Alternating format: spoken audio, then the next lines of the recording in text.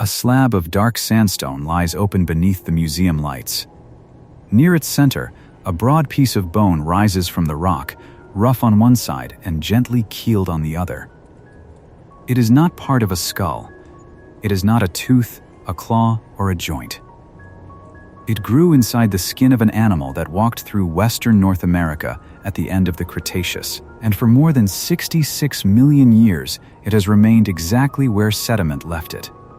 An osteoderm. One plate from a body that carried hundreds of them. The plate is heavy for its size.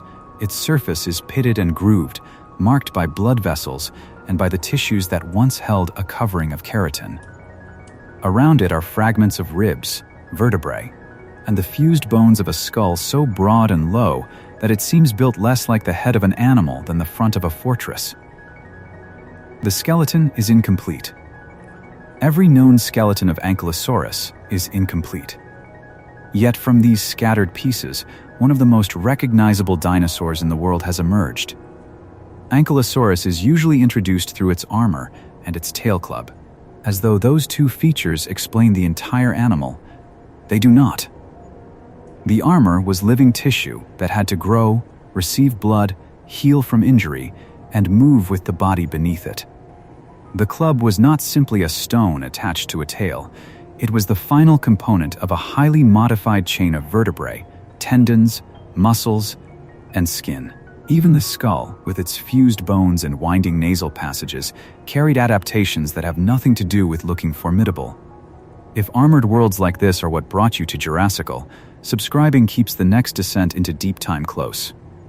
Ankylosaurus lived near the end of the Maastrichtian Age, during the last few million years of the Cretaceous period.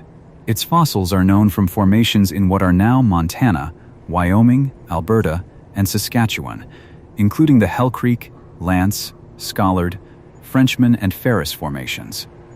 It shared North America with Tyrannosaurus, Triceratops, Edmontosaurus, Pachycephalosaurs, smaller theropods, turtles, crocodilians, mammals, and birds. It was among the final non-avian dinosaurs to exist before the impact at the end of the Cretaceous. But Ankylosaurus was not the beginning of the armored dinosaurs. It was one of their last and most specialized forms, standing at the end of a history that reached back into the Jurassic. For roughly 100 million years, armored dinosaurs spread across continents, entered forests, deserts, coastal plains, and polar environments, and developed bodies unlike those of any other large land animal. Some carried tall shoulder spikes, some had broad shields over the hips, some had no tail club at all. Others evolved tail weapons that looked nothing like the rounded club of Ankylosaurus. Paleontologists group Ankylosaurus and its close relatives within Ankylosauria. Ankylosaurs belong to a larger branch of ornithischian dinosaurs called Thyreophora, the shield-bearers. Stegosaurs are thyreophorans as well, and both lineages inherited the basic tendency to form bone inside the skin. But their evolutionary experiments moved in different directions. Stegosaurs raised plates and spikes above the back and tail. Ankylosaurs lowered the body, widened the torso, expanded the skull, and spread armor across nearly every surface a predator could reach. That distinction matters because armor did not appear all at once. Early thyreophorans were relatively small animals with rows of simple scutes. Celutosaurus, from the early Jurassic of what is now England, had a long body, a small head, sturdy limbs, and bony elements arranged along the neck, back, flanks, and tail. It was not an ankylosaur in the narrow sense, but it shows the kind of body from which later armored lineages emerged. The first armor was not a complete shell, it was a pattern of separate bones embedded in skin. The earliest history of true ankylosaurs is difficult to reconstruct because Jurassic remains are rare and often fragmentary. A jaw from England, a partial skeleton from China, scattered osteoderms from North America, and a handful of other specimens once made the beginning of the group look modest and uncertain. For decades, most detailed knowledge came from the Cretaceous, when ankylosaurs became more common and their skeletons more heavily specialized. Then, a fossil from the Middle Jurassic of Morocco changed the outline of that story. Spicamellicifer lived about 165 million years ago. The first material described from it was only a rib with spikes fused directly to the bone, an arrangement unknown in any other vertebrate. More complete remains later confirmed that the animal was an ankylosaur and revealed armor far more elaborate than anyone expected at such an early point in the lineage. Large spines projected from the neck. Smaller spikes were associated with the ribs. Modified vertebrae in the tail suggest that a specialized tail weapon was already developing. This means that the early ankylosaurs were not simply plain ancestors waiting for the Cretaceous to make them impressive. At least one Jurassic species was already carrying an extreme display of bone, with a collar of spikes that may have reached outward far beyond the sides of the body. The arrangement appears excessive if protection alone was the only purpose. It may have helped defend the neck, but it may also have signaled maturity, health, status, or sex to other members of the species. The evidence does not allow a simple answer. The old picture of ankylosaur evolution was straightforward. Armor began as small plates. Predators became larger. Plates expanded. Spikes lengthened. Tail clubs appeared late as defensive weapons. Spicamellis makes that sequence less comfortable. Elaborate armor and tail specialization were present very early, while some later ankylosaurs carried less extravagant structures. Evolution did not move in a clean line from simple protection to better protection. It produced different combinations, lost features, rebuilt them, and sometimes turned defensive anatomy into display. The animal beneath the armor is easy to overlook. Ankylosaurs were herbivores. They spent most of their lives finding food, processing it, moving between feeding areas, avoiding heat, seeking water, growing, healing, and reproducing. A tail strike may have lasted less than a second. The rest of the day belonged to ordinary tasks. The enormous investment in bone made those tasks more difficult. Armor added weight. It restricted flexibility. It changed how muscles attached and how the body balanced. Whatever benefits it provided had to exceed those costs over millions of generations. To understand how that was possible, begin with one osteoderm. Osteoderms form inside the dermis, the deeper layer of skin. They are not extensions of the internal skeleton in the same way that ribs or vertebrae are. Crocodilians, armadillos, and some lizards also produce bony elements in the skin, though the structure and arrangement differ. In an ankylosaur, osteoderms ranged from tiny pebble-like ossicles to broad plates, tall keels, long spikes, and the massive paired elements that formed a tail club knob. Microscopic sections show that ankylosaur osteoderms were not uniform blocks of dense bone. Many had an outer cortex surrounding a lighter interior of cancellous bone, crossed by spaces and vascular canals. Bundles of mineralized collagen strengthened the structure. Their arrangement differed among major ankylosaur groups, suggesting that similar-looking armor could be built in different ways. The result was a compromise between resistance and weight. A completely solid covering would have been stronger in some respects, but it would also have been too heavy to carry efficiently. A living osteoderm was supplied with blood vessels.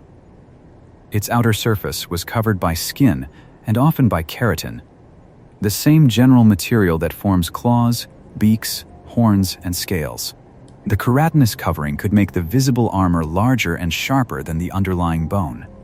In exceptionally preserved fossils, the sheath extends beyond the bony core, much as the horn of a living bovid extends beyond the bone inside it. A fossil spike therefore gives only the foundation of the structure seen by another dinosaur. Color is rarely preserved, but Borealopelta offers an unusual exception. This early Cretaceous nodosaur was buried at sea, with armor, scales, soft tissues, and chemical traces of pigment still associated with the body. Researchers interpreted its upper surfaces as reddish-brown and found evidence of countershading, with a lighter underside. Countershading reduces the visual effect of shadow and can make a large animal less obvious against its surroundings. Even an armored herbivore weighing more than a ton may have benefited from not being noticed. That detail changes the familiar image. Armor was not always a declaration. Sometimes the safest armored dinosaur may have been the one hidden among ferns and low conifers, its outline broken by light and vegetation before a predator came close enough for spikes to matter. Protection worked in layers. Camouflage could prevent an encounter. Body shape could reduce vulnerable angles. Osteoderms could absorb or deflect a bite. Spikes could make approach dangerous. A tail weapon, where present, could answer an attack that had already begun. No single layer made an ankylosaur invulnerable. Large theropods had teeth capable of puncturing bone, jaws capable of removing flesh, and the patience to test a wounded or young animal. Armor left gaps around joints, the underside, the mouth, and the eyes. A predator did not need to crush the center of a backplate if it could seize a leg or overturn a smaller individual. The continued evolution of camouflage, spikes, clubs, and massive body size suggests that predation remained a serious pressure. The arrangement of armor varied across the body. Small ossicles filled spaces between larger plates, creating something closer to a flexible mosaic than a continuous shell. Cervical half-rings protected the neck with bands of bone and osteoderms.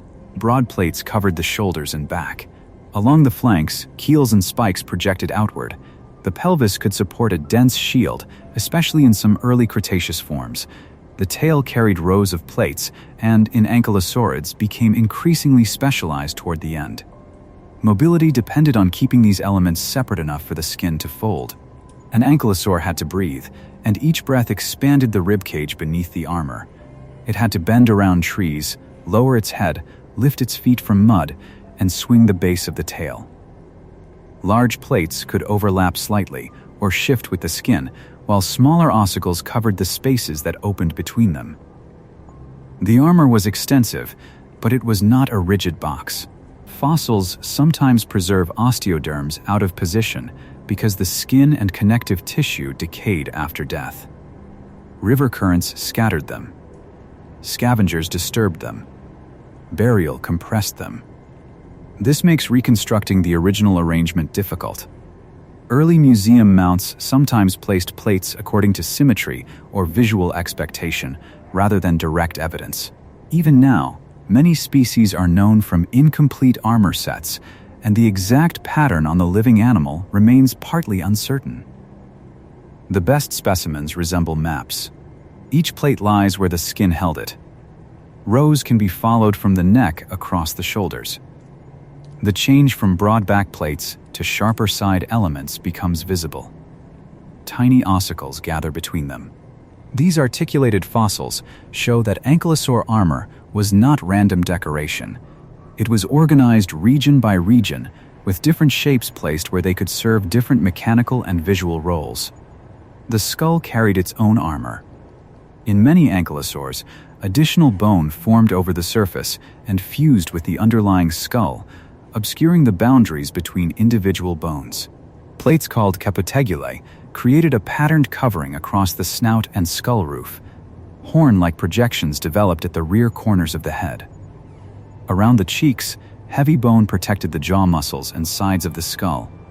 The result was a head that appears carved from a single block. That fusion had advantages and limits. A reinforced skull could resist impact and bites, but the animal still needed openings for eyes, ears, nostrils, and the mouth. Each opening was a vulnerable point, and armor grew around rather than through the sensory systems that kept the animal alive. The skull could not simply become thicker everywhere. It had to protect the brain while leaving space for feeding, breathing, hearing, and seeing. Ankylosaur eyes faced mostly to the sides. Their visual fields probably overlapped only modestly compared with those of a forward-looking predator. This suited an animal watching a broad horizon while feeding close to the ground. The ears were small externally, but inner ear anatomy suggests that at least some ankylosaurs could detect low-frequency sounds and maintain balance in a body carried close to the earth. Their world may have reached them as much through vibration and low calls as through distant detail. Brain size was small relative to body size, as it was in many large dinosaurs. But that fact says little by itself about the complexity of behavior.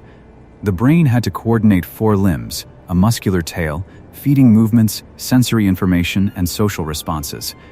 It did not need to solve abstract problems. It needed to keep a heavily built herbivore functioning in a landscape filled with obstacles, competitors, and predators. One of the strangest parts of the skull lies inside the snout. In many ankylosaurs, the nasal passages do not run directly from nostril to throat. They curve and loop through chambers inside the skull. For years, these convoluted passages were explained as adaptations for smell, sound, or structural reinforcement. Computer models now support another important function. The long airway could exchange heat and moisture with inhaled and exhaled air. A large animal in a warm climate generates heat, especially if its body is broad, its skin is thick, and much of its surface is covered by bone. Air entering through the nose could be warmed or cooled as it passed across moist tissues. Exhaled air could return heat and water to those tissues rather than losing both to the environment. In Ankylosaurus and Euoplocephalus, modeled nasal passages acted as efficient heat exchangers, helping protect the brain from thermal stress. The skull of Ankylosaurus was unusual even among ankylosaurs. Its nostrils opened more to the sides than to the front. The muzzle was wide. The internal passages were large and complicated. These features suggest an animal taking broad bites of low vegetation while breathing through a system shaped by the demands of a massive body. The famous armor begins to look less like a single defensive invention and more like one part of an entire physiology built around weight, heat, and low-level feeding. Imagine the head moving through a stand of ferns. The beak closes around fronds and soft stems. Leaves scrape across the plates of the snout. Air enters through side-facing nostrils, travels through hidden turns in the skull, and reaches the lungs changed in temperature and humidity. Above the neck, osteoderms shift slightly with each step. Behind the hips, the tail follows close to the ground. Nothing in the moment is dramatic. It is simply a large animal eating. The mouth was small compared with the body, but it was not primitive. At the front, a keratinous beak cropped vegetation. Behind it, rows of leaf-shaped teeth cut and crushed plant material.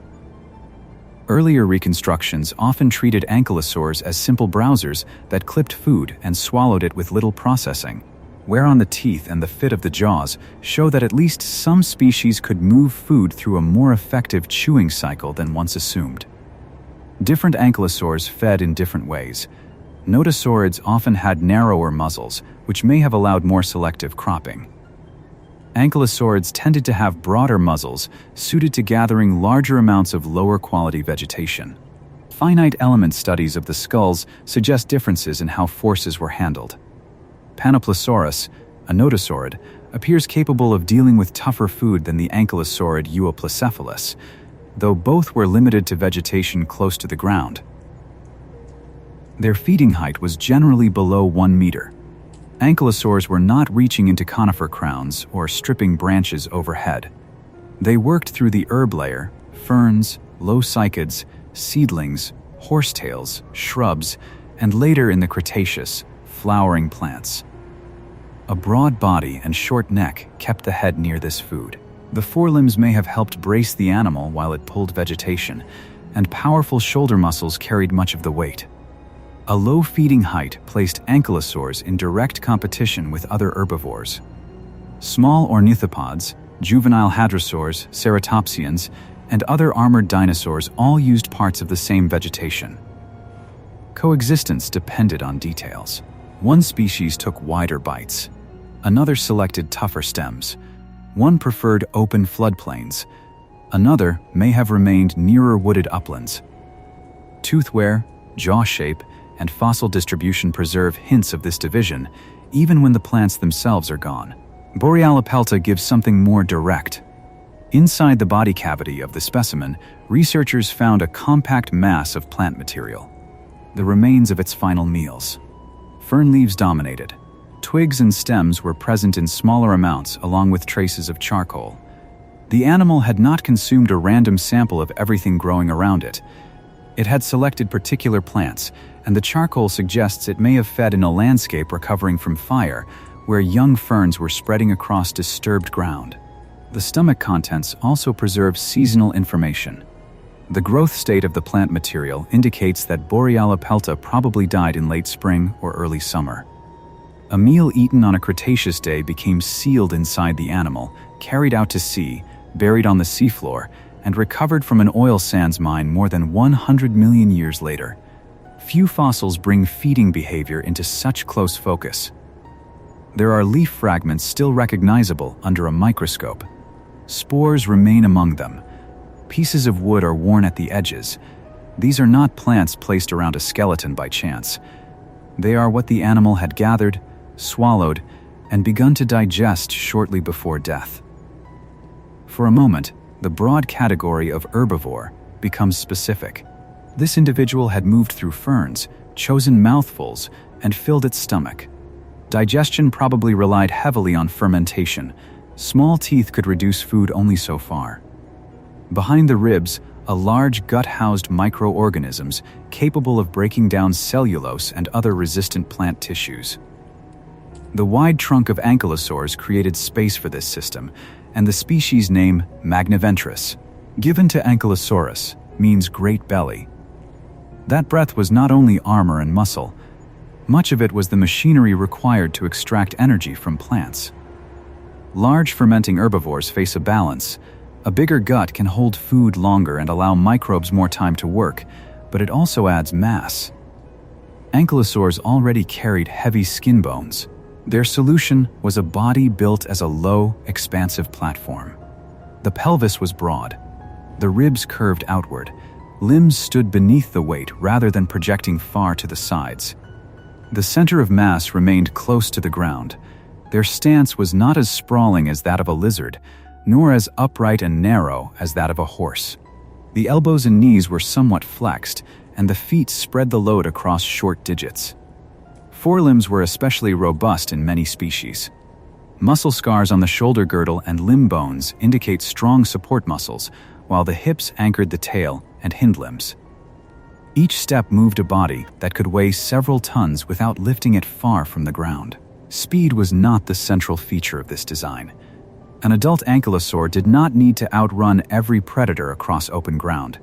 It needed to remain stable, turn the armored side toward danger, keep its feet beneath it, and resist being overturned. Estimates of maximum speed are uncertain, but the proportions of the limbs and the weight of the body indicate a walking animal capable of short, forceful movements rather than sustained pursuit or escape. This does not mean it was helplessly slow. A crocodile appears sluggish until it moves over a short distance. A rhinoceros looks heavy until it turns.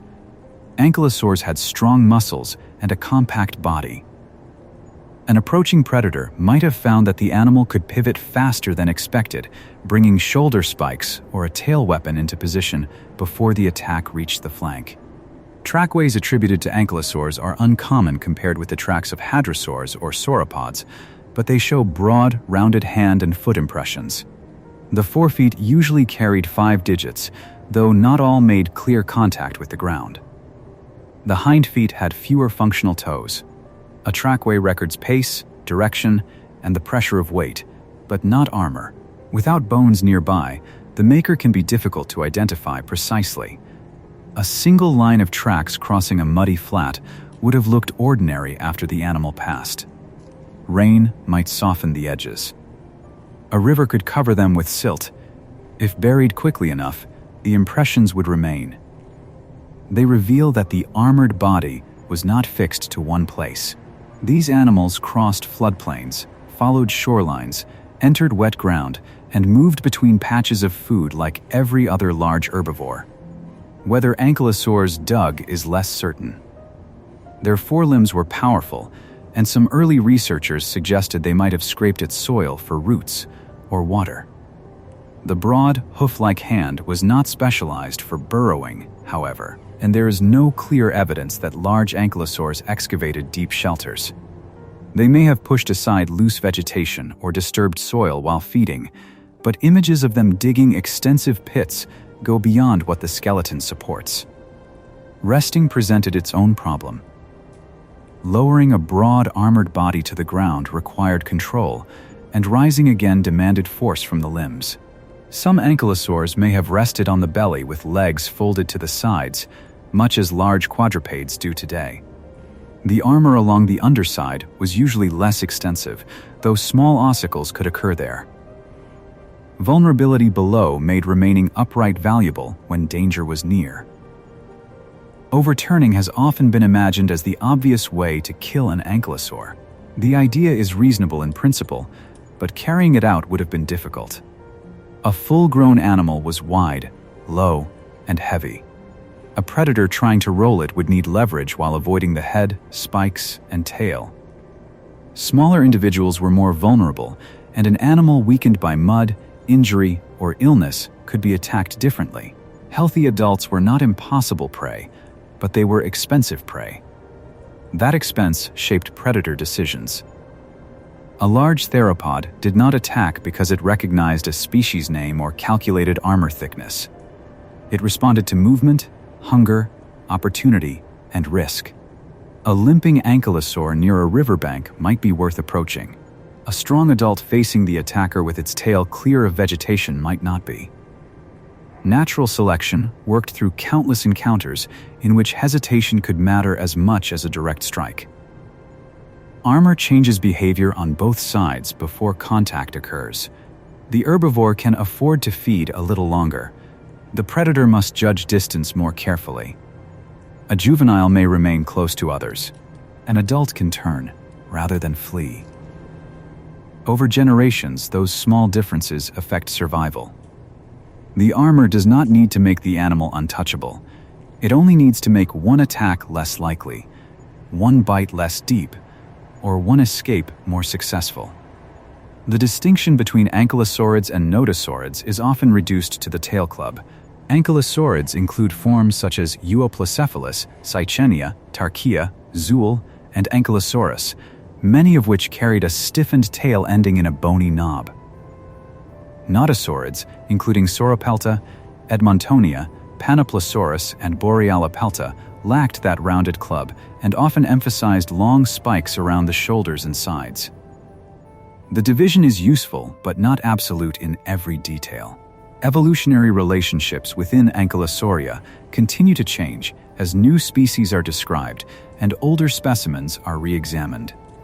Some early forms fall outside the familiar families. Southern Hemisphere species form branches with combinations of primitive and specialized traits. A plate, tooth, or jaw can be difficult to place when the rest of the skeleton is missing. Nodosaurid armor created a different defensive geometry. Long shoulder spikes projected outward where a predator might try to seize the neck or front of the torso. In Edmontonia, paired spikes extended from the shoulders, with smaller elements farther back. Sauropelta carried large spines along the neck and shoulder region. These structures increased the apparent width of the animal and made a close approach from the side hazardous. A living Sauropelta did not need to look like a perfect reconstruction. Keratin sheaths may have lengthened the bony cores. Skin stretched between plates. Muscles shifted under the armor. Dust collected in grooves. Old sheaths wore at the tips. Scars marked places where the skin had healed. The animal would have appeared less like polished stone and more like a moving landscape of scales, horn, and shadow. Some nodosaurids also carried a sacral shield, a dense arrangement of armor above the hips. In polycanthine forms such as Gastonia and Polacanthus, the pelvic region could be covered by a broad sheet of fused or closely fitted osteoderms. This protected the rear of the torso and anchored rows of spikes along the flanks.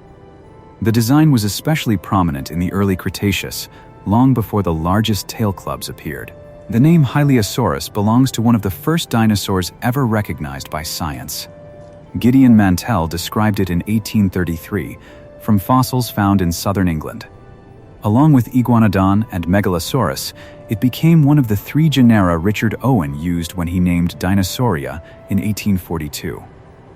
The specimen included vertebrae, parts of the shoulder girdle, and long spines whose original positions were not immediately clear. At the time, no one possessed the modern concept of an ankylosaur. Dinosaurs themselves were only beginning to be understood as a distinct group. Ankylosaurus was reconstructed in different ways, sometimes with spikes placed along the back, sometimes arranged near the shoulders. The fossil was both evidence and puzzle, a partial body from an age before evolutionary relationships, deep time, and extinction had taken their modern scientific form. Early discoveries established a recurring problem in ankylosaur research. Armor is often the most obvious part of the fossil, but it is also the part most likely to separate from the skeleton. A spike can be recognized as armor without revealing exactly where it grew. A broad plate may belong to the neck, flank, pelvis, or tail. Reconstructing the animal requires comparing attachment surfaces, symmetry, associated skin, and better preserved relatives. Polacanthus, also from the early Cretaceous of England, became known from a partial skeleton found on the Isle of Wight. Its name means many spines. The animal carried a combination of plates, spikes, and a pelvic shield, but lacked the tail club of later ankylosaurids. In the wooded floodplains and river systems of southern England, it represented one solution to defense at a time when large theropods such as Neovenator shared the landscape. Across the Atlantic, Gastonia developed an even more elaborate arrangement.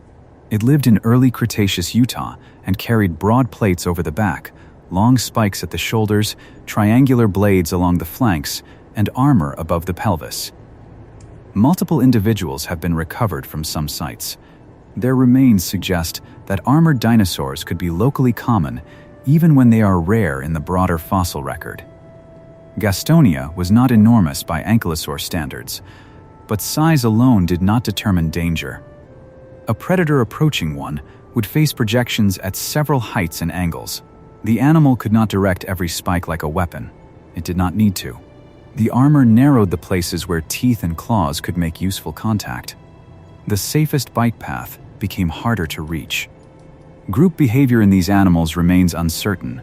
Bone beds containing several individuals can form because animals live together, but they can also result from drought, flooding, or repeated deaths at the same location. Juvenile Pinacosaurus are known in groups, and some sites suggest age-based aggregation. For many other ankylosaurs, solitary fossils are more common. The evidence supports social behavior in some contexts, not a single herd structure for the entire group. A herd of armored dinosaurs would have provided benefits and problems. More eyes could detect predators. Young animals could remain among adults. But low vegetation would be depleted quickly by many broad-muzzled herbivores feeding together. Spikes and tail weapons also required space. Social contact had to be managed carefully in animals whose bodies carried hard projections on nearly every side. A juvenile would not begin life as a miniature fortress. Its osteoderms had to grow. The tail club, in species that possessed one, developed as the animal matured. Young individuals were lighter, faster, and less protected. They may have relied more on concealment, group position, and rapid movement through dense vegetation. The adult body plan was a destination reached over years, not a condition present at hatching. Growth rings and bone tissue show that ankylosaurs grew actively, producing fibrolamellar bone during faster phases. Growth slowed as maturity approached. The exact age of adulthood varies by species and specimen, and the sample is limited. But these animals were not simply cold. Static reptiles adding armor at an almost motionless pace. Their bones record sustained growth supported by high food intake and efficient circulation. Armor had to keep pace with that growth. New bone was added at the margins and within the structure. Blood vessels supplied the expanding tissue. Keratin coverings changed as well. An osteoderm that protected a small juvenile could not merely remain the same size while the torso widened beneath it. The entire mosaic was remodeled through life. Injuries reveal that remodeling continued after maturity. Healed fractures and damaged osteoderms show new bone forming around trauma. A bite, collision, fall, or strike could leave a permanent irregularity. The smooth symmetry of a museum mount hides this history. Living ankylosaurs carried asymmetries created by life: a shortened spike, a thickened plate, a scarred flank, a tail that no longer moved through its full range. Armor reduced risk, but it did not remove pain. It could crack, the skin between plates could tear. A heavy club could injure the animal using it if joints or muscles failed under load. Every defensive structure demanded maintenance from the same body it protected. The success of ankylosaurs lies not in being indestructible, but in sustaining that cost for 100 million years. The tail club began long before the knob became large. This is one of the clearest lessons from the anatomy of ankylosaurids. A club has two main parts. The handle is formed by the final tail vertebrae, which become elongated, tightly connected, and reinforced by ossified tendons. The knob is formed by large osteoderms that grow around the end. Both are necessary for the classic shape, but they did not evolve at the same moment. Early members of the lineage show stiffening in the distal tail without a massive terminal knob. Later forms enlarged the osteoderms, and in more derived ankylosaurids, the paired major plates met around the final vertebrae to produce a broad striking surface. The sequence suggests that controlling the end of the tail came first. Only after the handle could transmit force effectively did a large knob become mechanically useful. A flexible tail with a heavy mass at the end would waste energy. Vertebrae would bend, soft tissues would absorb the motion, and the knob could lag behind the movement of the base. By interlocking the distal vertebrae and reinforcing them with tendons, ankylosaurids turned part of the tail into a relatively rigid beam.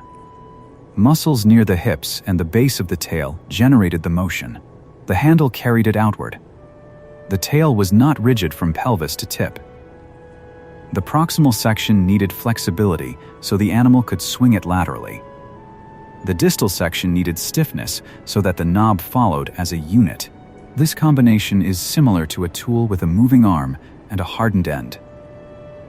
The energy came from living muscle, but the geometry allowed that energy to reach a target over a short distance. Computer models and physical estimates show that the largest ankylosaurid clubs could generate impacts capable of damaging bone. Smaller clubs produced less force and may not have been effective against a large predator. This matters because not every knob should be treated as equally dangerous. A juvenile with an incompletely developed club carried a visual warning and a growing structure, not the full weapon of an adult. The shape of the knob also varied. Some were broad and rounded, others were longer than wide. The major osteoderms could be triangular in outline, and smaller elements filled the end. Ankylosaurus itself had a tail club that was unusual in proportion compared with many relatives. Known knobs are broad, but the complete range of variation is difficult to establish because so few individuals have been found. Estimates of strike force depend on assumptions that fossils cannot directly confirm. Muscle mass must be reconstructed, tail speed must be inferred. The amount of keratin covering the knob is unknown. The exact direction of a strike and the compliance of the target change the result. Models show what was mechanically possible, not how often the behavior occurred or what the animal preferred to hit. For most of the 20th century, defense against predators seemed like the obvious answer. A large theropod approached. The ankylosaur turned its rear toward the threat and swung. A blow to the shin, ankle, or lower leg could end an attack. Because predators depended on healthy limbs, even a non-fatal fracture could become deadly through infection, starvation, or inability to hunt. The image remains plausible. A tyrannosaur leg presents a tall target beside the low body of an ankylosaur. The club does not need to reach the torso. It needs only to strike bone beneath muscle. A missed bite places the predator close to the arc of the tail. A predator familiar with that risk might abandon the encounter before contact, yet defense does not explain every detail.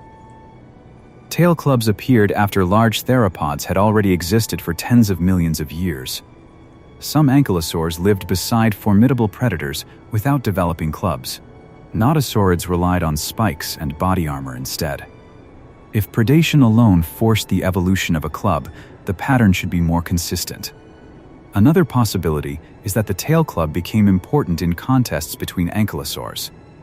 Living animals often carry structures that can be used against predators, but evolved primarily through competition within the species. Antlers can injure a wolf, but their form is strongly shaped by contests among deer. Horns can deter a lion, but they also settle access to mates and territory. An ankylosaur club may have served both roles. A specimen of Zool crurivistator from Montana preserves extensive armor along the flanks and tail. Several osteoderms near the hips show injuries that healed during life. Their position and pattern are difficult to explain as predator bites. They are more consistent with blows delivered from the side, possibly by the tail club of another ankylosaur. The animal survived long enough for bone to remodel around the damage. This does not prove that every tail club strike was part of a mating contest, or that defense was secondary in every species. It does show that ankylosaurids struck each other hard enough to injure armor. A weapon capable of breaking a predator's leg was also capable of damaging a rival's flank. The same anatomy could carry several meanings depending on the encounter. Visual display may have reduced the need for impact. Knob size and armor pattern could signal maturity. An adult turning sideways exposed the profile of the tail and the width of the club. Two animals might assess one another before either swung. Ritualized behavior leaves almost no fossil trace, but the cost of actual injury makes some form of warning likely in any species that fought with heavy weapons. A contest might begin quietly. Two low bodies stand among open woodland. Heads remain close to the ground. Tails move outward, clearing the ferns. One animal circles, the other pivots. The clubs do not rise high. They pass near the flanks, where damaged osteoderms in Zool suggest a blow could land. Whether the encounter ends with contact cannot be known. The mechanics placed limits on the strike. Ankylosaurs probably swung mostly side to side. The shape of the joints and the distribution of muscle did not support lifting the club like a scorpion's tail over the back.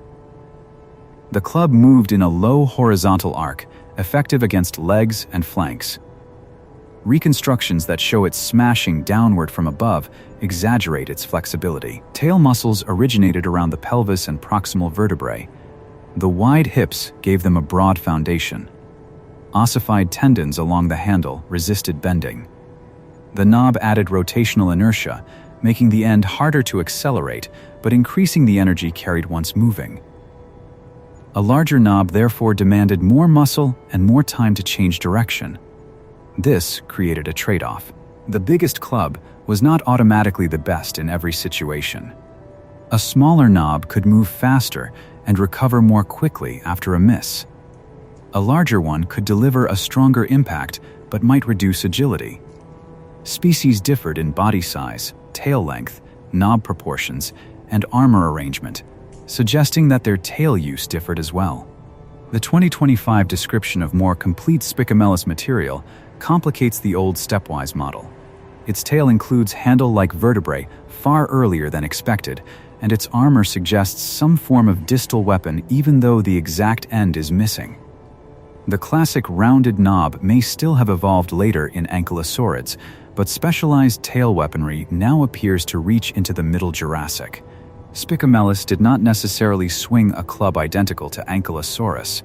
The preserved anatomy leaves room for a different terminal structure, perhaps involving blade-like osteoderms rather than a rounded mass. The important point is broader.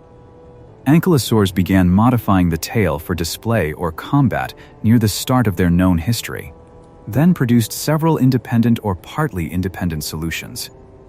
One of the most unusual came from southern South America. Stegosaurus elengason was only about 2 meters long, much smaller than Ankylosaurus. Its tail ended not in a ball-like knob, but in a flat structure formed by 7 pairs of blade-shaped osteoderms enclosing the distal tail. Researchers compared it to a maquahuitl, the edged wooden weapon used in Mesoamerica, though the dinosaurs version was made from bone and keratin. Stegosaurus lived in late Cretaceous Patagonia, in a cool southern environment connected biogeographically with Antarctica. Its skeleton combines an ankylosaur-like skull with a more primitive body. The tail weapon shows that Gondwanan armored dinosaurs followed a separate path from the large northern ankylosaurids. Armor was not one design spreading unchanged around the world. The same southern branch, called Parankylosaura, includes close relatives from Antarctica and Australia. Antarctopelta is known from incomplete remains on James Ross Island. Its distal tail vertebrae and associated osteoderms suggest a weapon similar to that of Stegosaurus. Coonbarrosaurus from Queensland preserves a remarkably complete skull and a lightly built body, though its exact place within the branch continues to be studied. These animals lived after the southern continents had become increasingly isolated.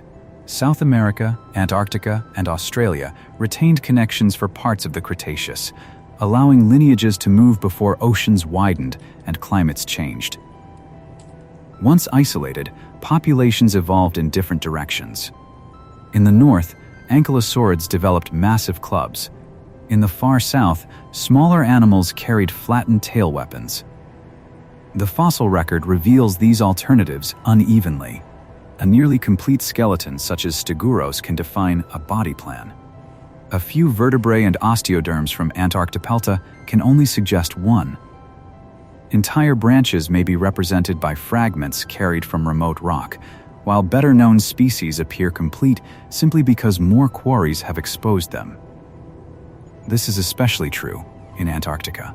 The first dinosaur fossil discovered there belonged to Antarctopelta, but excavation took years in frozen conditions. Rock had to be removed during short field seasons. Fossils weathered from surfaces where snow and ice opened only temporary access. The animal lived in a vegetated polar landscape, yet its remains now lie in one of the most difficult environments on Earth for paleontological work. Armor did not protect a carcass after death. Skin decayed, plates separated, rivers and waves moved the bones, scavengers opened the body. On land, a broad armored skeleton might remain exposed long enough for most of it to disappear. This helps explain why ankylosaurs can be rare even in formations where they clearly lived. The weight of osteoderms also influenced transport. Dense plates could settle near a carcass, while lighter bones moved farther. A fossil site might preserve armor without a skull, or a skull without the original arrangement of plates. In marine deposits, a bloated carcass could float away from shore, then sink as gases escaped. Borealopelta followed some version of this path. Its body entered an inland sea more than 100 million years ago. Whether it was swept from a river, carried by floodwater, or died near the coast is unknown. The carcass floated on its back or side, moved away from land, and eventually sank. When it struck the seafloor, sediment billowed around the armor. Rapid burials sealed the body before scavengers could tear it apart. Minerals replaced tissues while the shape remained. The armor stayed in place. Keratinous sheaths survived as outlines and organic films. Scales remained across the body. The stomach contents were protected inside the torso. Even the animal's color left chemical evidence. It became one of the most complete records of an ankylosaur as a living surface rather than as a pile of bones. The specimen is often called a mummy, though it is stone. Seen from above, the head and shoulders emerge first. Large plates cover the neck. Long spikes rise from the sides. The skin between them is still patterned with scales. There is no need to imagine where the armor belonged. The animal carries it. Borealopelta was a notosaurid, not a close relative of Ankylosaurus. It had no tail club. Its defense centered on camouflage, robust armor, and long shoulder spikes. This is useful because the best preserved armored dinosaur does not display the feature most people associate with the group. The fossil broadens the picture, rather than confirming the simplest version of it. Its estimated mass was around 1.3 tons. The back was covered by rows of osteoderms, many retaining keratin sheaths. Pigment chemistry indicates a reddish-brown upper body and lighter underside. The stomach held mostly leptosporangiate ferns, with small amounts of cycads and conifers. Charcoal fragments suggest feeding in recently burned habitat. Fire was part of many Cretaceous landscapes. Lightning and dry seasons ignited vegetation. Ash settled into soils. Ferns colonized open ground after flames passed, producing tender new growth. A browsing nodosaur could move into these disturbed areas, selecting plants that had become abundant while avoiding the tougher foliage of mature forest. The armor may even have changed how Borealopelta used fire-shaped habitats. Open ground offered fresh food, but less cover. Countershading reduced visibility at a distance. Spikes and plates increased survival if a predator approached. The animal's feeding ecology and defensive anatomy worked together, allowing it to exploit places that might be riskier for a less protected herbivore. Its predators in early Cretaceous North America included large Carcharodontosaurian theropods. These animals had long skulls and blade-like teeth suited to slicing flesh. Armor could turn a deep bite into a glancing contact, but the predator's size explains why camouflage remained useful. A 1-ton nodosaur was protected, not beyond danger. The existence of countershading on such a large armored animal is a reminder that natural selection does not stop improving one line of defense because another already exists. A wall does not make concealment useless. A club does not make caution unnecessary. Survival is built from overlapping advantages, each one incomplete on its own. The same principle applies to Ankylosaurus. Its body was larger, its armor was extensive, its club was formidable, yet it still needed to select habitat, detect threats, maintain distance, and avoid injury.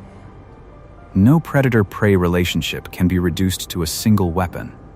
The environment decided whether that weapon had room to move, whether mud slowed the feet, whether vegetation hid the approach, and whether the animal was healthy enough to use it.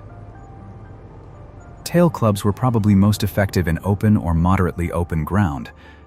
Dense trunks and tangled vegetation limited the swing.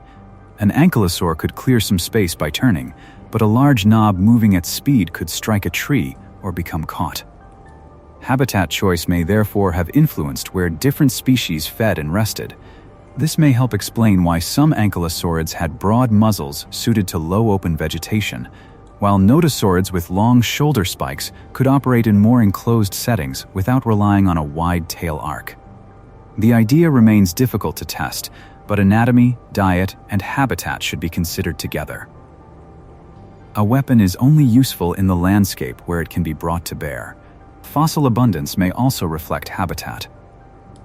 Ankylosaurus is rare in the coastal plain deposits where its remains occur. Some researchers have suggested it preferred upland environments that were less likely to preserve fossils. Others caution that the sample is too small to be certain. Rare bones can indicate ecological rarity, poor preservation, or both. When a fossil is missing, paleontology cannot distinguish those possibilities cleanly. The absence of Ankylosaurus from one quarry does not prove it never entered that area. The presence of a single osteoderm does not prove it was common. Reconstructing abundance requires many localities, reliable identification, and careful attention to how sediment accumulated. A tail club found alone creates a similar uncertainty. It identifies a heavily modified ankylosaurid, but not always the species. The knob may have separated after death and been carried by water. Its owner may lie farther upstream or may have decayed entirely. What remains is the weapon, detached from the muscles, behavior, and body that gave it meaning. In the Gobi Desert, ankylosaur skeletons sometimes lie with the skull still attached and the armor collapsed close to the body. Sand fills the eye sockets. The jaws remain closed. Tail vertebrae disappear into the rock behind the pelvis. These fossils come from a landscape that was dry even in the Cretaceous, though not the empty desert seen there today. Rivers crossed dune fields. Shrubs and low plants gathered around water. Storms could bury an animal in a single event. Asia preserves one of the richest records of ankylosaurids. Pinacosaurus, Sicania, Tarchia, Talarurus, Zarapelta, and other forms reveal a radiation adapted to the seasonal environments of Mongolia and northern China. Their skulls are low and heavily fused. Their bodies carry rows of plates and ossicles. Several possess tail clubs, though the exact proportions differ from species to species. Pinacosaurus is known from more individuals than most ankylosaurs, including groups of juveniles. The name means plank lizard, referring to the flat plates of the skull. A distinctive series of openings appears near the nostrils, and the internal airway follows a complicated path. Adults reached several meters in length, but many fossils belong to much smaller animals buried together. One famous juvenile accumulation contains numerous Pinacosaurus individuals of similar size. Their close association suggests that young animals sometimes gathered in age-based groups. They may have traveled together, rested together, or been concentrated by a sudden event. The sediment indicates rapid burial, possibly during a sandstorm or dune collapse. Whatever happened, the group did not disperse before death.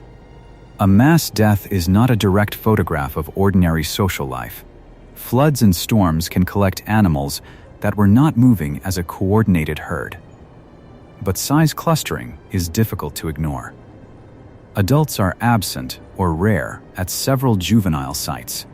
This pattern supports the idea that young Pinacosaurus occupied different social or ecological settings from mature individuals. Juveniles faced a different balance of speed and armor.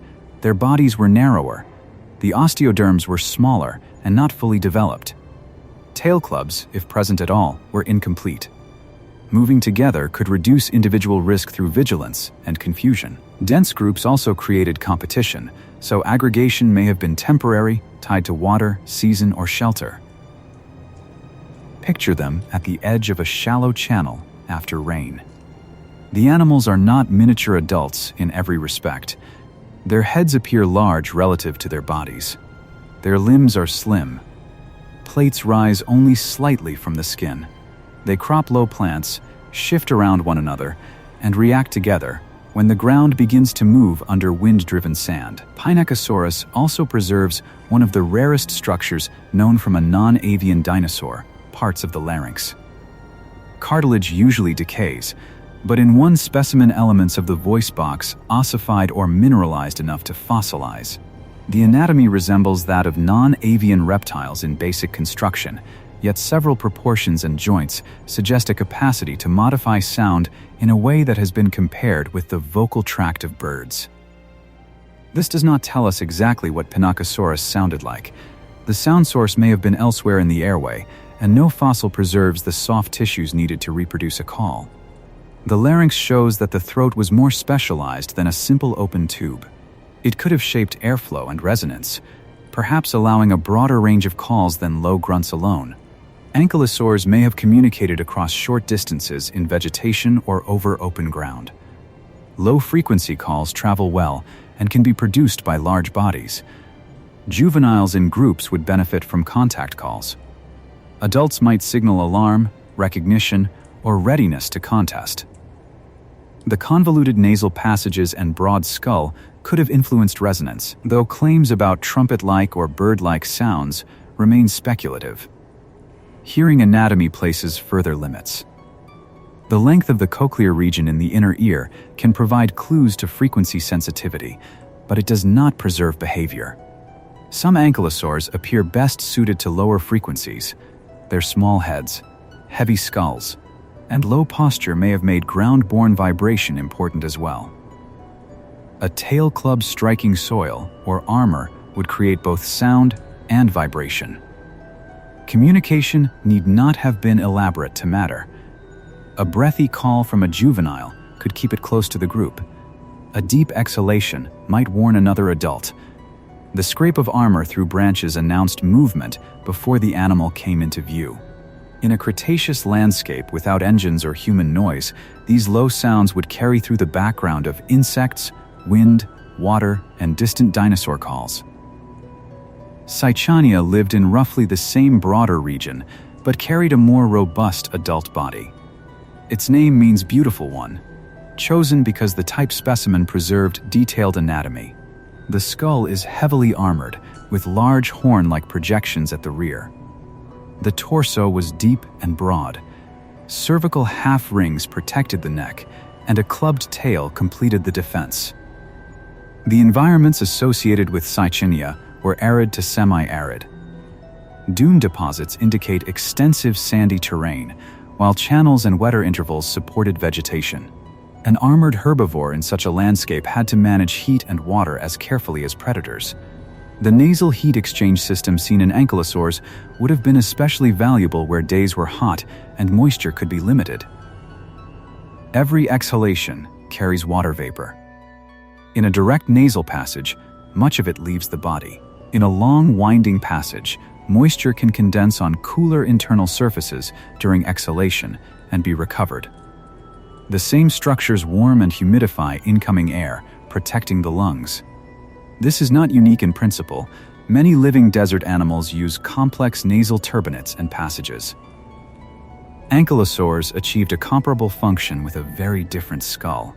Heat also left through the skin, but armor altered the surface. Osteoderms contain blood vessels, raising the possibility that some could exchange heat with the environment. Histological studies have considered thermoregulation among possible functions, though defense and structural roles are better supported for many plates. The distribution of keratin, skin thickness, and blood flow would determine whether a specific osteoderm gained or lost much heat. It is tempting to give every part of armor several functions because living structures often do several things. Yet multiple possible functions are not equal evidence. A spike clearly changes the mechanics of an attack. Its role in display may be inferred from exaggeration and variation. A thermoregulatory role requires vascular and environmental support. Scientific caution means keeping those levels separate. Tarkia was another large Mongolian ankylosaurid, named for the idea of a clever or brainy animal, though the name reflects historical interpretation rather than exceptional intelligence. Several skulls and skeletons have been assigned to the genus, and its taxonomy has changed repeatedly as specimens once grouped together were separated into different species or genera. This instability is common in ankylosaur research because skull armor hides sutures and creates strong individual variation. Two animals of different ages may appear more different than expected. Damage after burial can distort horns and plates. Early descriptions may combine bones from more than one individual. A genus that seems well known can become several species when new comparisons are made. Zarapelta, named partly for a hedgehog-like creature from Mongolian folklore, shows elaborate skull ornamentation. Its horns and caputegulae form a distinctive pattern. Such differences help paleontologists identify species, but they also raise questions about recognition among living ankylosaurs. The top and rear of the skull were visible above low vegetation and may have carried color or keratin that made the patterns more obvious. The armor of the head was a face, not a blank shield, but the surface through which one animal encountered another. Scales surrounded the eyes. Keratin covered bosses and horn cores. The nostrils opened through armored margins. Individual age, scars, and species-specific patterns were displayed on the same structure that protected the brain. Talururus carried a tail club and a body somewhat different in proportion from the broadest North American ankylosaurids. Fossils from Mongolia show that several armored dinosaurs occupied the region over time, not all in the same exact habitat or age. Changes in rainfall, dune systems, rivers, and plant communities repeatedly reorganized the fauna. Cretaceous Central Asia was not one continuous desert. Some formations record dry dune fields, others preserve river channels, floodplains, lakes, and soils. Climate shifted through time. A species known from one formation should not be placed automatically into the environment of another simply because both are now exposed in the Gobi. Pinacosaurus from the Jadakta Formation lived among protoceratopsians, small theropods, oviraptorosaurs, lizards, mammals, and birds, in a semi-arid setting shaped by sand and seasonal water. Cychania and Tarchia are associated with somewhat different units and times. The popular image of all Gobi dinosaurs meeting beside the same dune compresses millions of years. Sandstorms could kill quickly. Fine particles entered eyes and nostrils. Dunes shifted over nests and burrows. An animal caught against a slope might be buried before it could climb free. Rapid sand burial is one reason the Gobi preserves articulated skeletons in 3 dimensions, but the quality of the fossil begins with a violent event. Other deaths occurred near water. Drought concentrated animals around shrinking channels. A carcass on a floodplain could be covered when rain returned. Seasonal extremes created the conditions both for life and for preservation. Ankylosaurs were built to endure ordinary stress, but no armor could stop suffocation, dehydration, or a collapsing dune. The tail club itself became a liability during burial. A stiff distal tail could not curl tightly around the body. A heavy knob dragged behind. If the animal struggled in loose sediment, the same mass that delivered a powerful strike resisted rapid movement. Evolution accepts such compromises because benefits are measured across generations, not in every possible disaster. The Asian record also shows the earlier development of the classic club. Jinyun pelta, from the early Cretaceous of China, preserves a well-developed handle and knob around 100 million years ago. It pushed the appearance of a large ankylosaurian club farther back than once thought. The structure was already established before the late Cretaceous giants of Mongolia and North America. Jinyun pelta demonstrates that the club was not a last-minute response to tyrannosaurs. Tyrannosauroids existed at the time, but the enormous, deep-skulled tyrannosaurids of the final Cretaceous had not yet evolved. Tail weaponry developed within a broader community of predators and rivals, then persisted as ecosystems changed around it. Long persistence can obscure original function. A structure that begins in display may become useful in defense. A defensive adaptation may later be exaggerated through sexual selection. Once bones, muscles, and behavior form a workable system, evolution can modify the emphasis without rebuilding from nothing. The tail club may have traveled through several such stages. Consider the handle before the knob. Stiffened vertebrae alone make the end of the tail a more controlled striking surface. Add pointed osteoderms, and it becomes a blade or mace. Enlarge and fuse those osteoderms, and the impact changes again. Each stage can function, which is why the fossil record does not need to preserve an impossible half-club. The same is true of body armor. Small scutes provide some protection. Larger plates protect more. Spikes change the cost of approach. A neck ring reinforces a vulnerable region. A pelvic shield distributes impact across the hips. No single generation crossed from unarmored to armored. The lineage accumulated and rearranged useful pieces. The result was not inevitable. Other herbivorous dinosaurs faced the same predators and chose different evolutionary paths. Hadrosaurs emphasized efficient feeding, rapid growth, and perhaps group behavior. Ceratopsians developed horns, frills, and powerful beaks. Sauropods relied on size, long necks, and strong tails. Ankylosaurs turned the skin itself into part of the skeleton. That decision shaped everything that followed. It changed their growth, movement, cooling, appearance, and fossilization. It made them difficult to attack and difficult to reconstruct. It produced some of the most complete dinosaur skins ever found because mineral-rich armor could hold the body together during burial.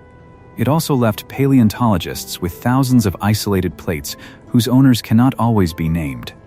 An osteoderm alone carries limited information. Texture, thickness, keel shape, and internal structure may suggest a group, but similar forms evolved more than once.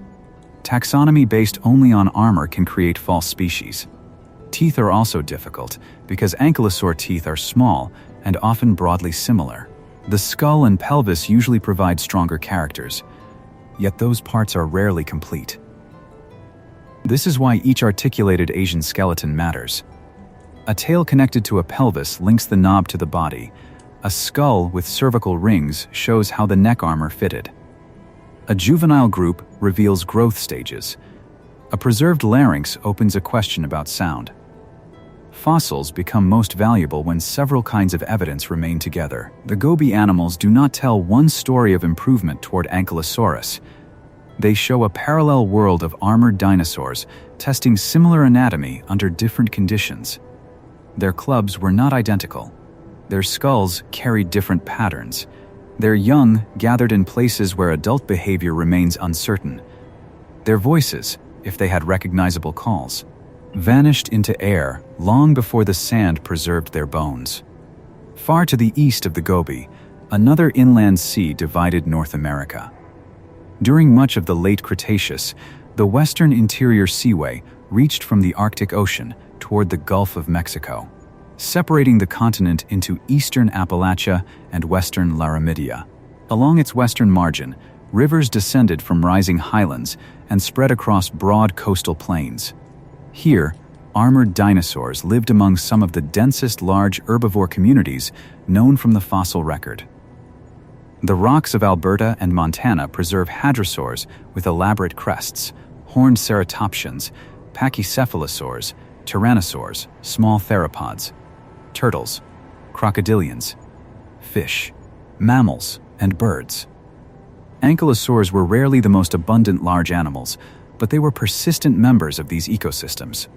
Nodosaurids and ankylosaurids sometimes lived in the same broad regions, dividing resources through differences in muzzle shape, jaw mechanics, armor, and habitat. Euoplocephalus is one of the best-known North American ankylosaurids. It lived during the Campanian Age, tens of millions of years before Ankylosaurus. Several skulls and partial skeletons preserve the low head, armored eyelids, cervical half-rings, body osteoderms, and tail club. For much of the 20th century, fossils from several related species were assigned to Euoplocephalus, making it appear more variable than it truly was. Detailed revision separated some of those specimens into genera such as Anodontosaurus, Dioplosaurus, and Scolosaurus. Differences in skull ornamentation, tail club shape, pelvis, and armor became easier to see once the material was compared individual by individual. The change did not erase Euoplocephalus. It clarified a community of related ankylosaurids that had previously been compressed into one name. Taxonomy can seem like a technical rearrangement, but it changes the living world being reconstructed. One widespread generalist species creates one ecological picture. Several closely related species replacing one another through time or occupying different regions create another. Fossil names are hypotheses about biological populations, and revising them changes questions about diversity, competition, and evolution. Euoplocephalus had a narrower muzzle than Ankylosaurus, though still broader than many nodosaurids. Its tail club knob could be substantial. The eyelids included small bony plates, a feature often described as armored eyelids. These did not form a sealed visor. They provided added protection around an eye that still needed to open, close, remain moist, and respond quickly to movement. The skull roof carried a pattern of caputegulae, including larger elements above and behind the eye. Horn-like squamosal projections extended from the rear corners. The neck was protected by two cervical half-rings, each formed from bands of bone and overlying osteoderms. When the head lowered, these rings covered the transition from skull to torso.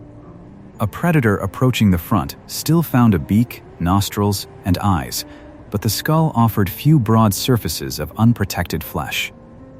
The low head could be tucked closer to the ground. The shoulders rose behind it under thick armor. Turning the body reduced access to the neck and flank. Defense was partly a matter of posture. Against a large tyrannosaur, posture may have mattered before the club. The ankylosaur needed stable footing and room behind the pelvis. The predator needed to force a mistake, perhaps drawing the tail away before moving toward the head. Neither animal possessed a guaranteed technique. An encounter was a negotiation of distance carried out through weight, movement, and risk. Nodosaurids in the same general ecosystems solved the problem differently. Ankylosaurus had a narrow skull and no tail club. Edmontonia carried long shoulder spikes, some projecting outward and forward. Their armor emphasized the neck and sides. Jaw studies suggest that at least some nodosaurids could process tougher vegetation or feed more selectively than broad-muzzled ankylosaurids. Coexistence does not require complete separation. Diets can overlap while differing in proportions. Two herbivores may eat the same ferns but choose different growth stages. They may share a floodplain during wet months and separate during dry periods. Fossil teeth record accumulated wear, while a stomach records only recent meals. Both are useful, and neither captures an entire lifetime. Analyses of late Cretaceous herbivore communities indicate that ankylosaurs fed below 1 meter, with ankylosaurids likely taking broad mouthfuls of fibrous vegetation. Nodosaurids may have used narrower muzzles to select particular plants. Ceratopsians cropped with deep beaks and powerful jaw muscles. Hadrosaurs reached somewhat higher and processed food through complex dental batteries. The result was not a landscape where every herbivore ate the same green mass. Plant height, toughness, abundance, and season created layers of opportunity. Ferns spread beneath trees. Angiosperm shrubs occupied disturbed ground. Horsetails lined water. Conifer seedlings grew in clearings. A broad ankylosaurid muzzle could sweep through low patches, while a nodosaurid picked among stems nearby. The Dinosaur Park Formation of Alberta preserves one of the clearest examples of this crowded world. Rivers crossed a humid coastal plain near the western interior seaway. Seasonal flooding buried bones and created bone beds. Forests included conifers and flowering plants, with ferns and understory vegetation near channels. The climate was warm, and storms from the seaway may have reached inland. In one region and interval, several large hadrosaurs, multiple ceratopsians, ankylosaurs, and predators existed within the same connected landscape. The biomass must have been immense, yet the fossil record does not show constant collapse from competition. Species divided food, habitat, and time finely enough for populations to persist over hundreds of thousands of years. Zool crurivastator came from slightly younger rocks in Montana. Its name combines the horned fictional gatekeeper, Zool, with a species name meaning destroyer of shins. The skull is broad, the horns at the rear are prominent, and the tail preserves a complete handle and knob. More importantly, large areas of skin and armor remained in their original positions. The specimen lay upside down, or partly rotated during burial, preserving the tail and flank armor as a connected sheet. Rows of pointed osteoderms extend along the sides. Near the hips, several show broken tips, abnormal textures, and healed remodeling. Their pattern helped shift discussion of the tail club from predator defense alone toward combat between ankylosaurids. The injuries are concentrated where another animal's lateral strike could land. They do not match the random distribution expected from tumbling after death, nor do they resemble clean tooth punctures. Bone growth around the damaged areas shows that the animal lived after the trauma. The blows were serious, but survivable. A healed injury is evidence of two events. First, the moment of damage. Second, the weeks or months of continued life required for repair. Zool carried the history of a contest in its skin bones. The fossil preserves not the swing itself, but the body's answer to it. Why fight? Access to mates is one possibility. Territory, feeding sites, or social rank are others. Sex cannot be determined for most ankylosaur fossils, and there is no clear male-female difference in club size established across a large sample. Intraspecific combat can occur without strong skeletal dimorphism, especially if both sexes compete, or if soft tissue differences were more important. The hypothesis should therefore remain specific. Zool provides good evidence that tail clubs struck the flanks of other ankylosaurids. It does not by itself identify the social system, the sex of the combatants, or the frequency of fighting. Paleontology often advances by narrowing uncertainty rather than removing it. Other pathologies appear on ankylosaur bones. Fused vertebrae can reflect normal anatomy or disease, requiring careful comparison. Broken ribs may heal. Limb joints can develop arthritic changes. Teeth wear down and are replaced. Each abnormal surface must be separated from features produced by growth, burial, or preparation. Ankylosaur teeth were replaced continuously, though generally not at the extreme rates seen in some sauropods or hadrosaurs. New teeth developed inside the jaws and moved into place as older crowns wore. Their small size meant isolated teeth are common, but often difficult to identify beyond broad groups. The jaws themselves were set inside a broad cheek region. Soft tissues may have helped keep food in the mouth during processing, although the exact form of dinosaur cheeks remains debated. The beak cut vegetation, the teeth reduced it, and the tongue moved it through the mouth.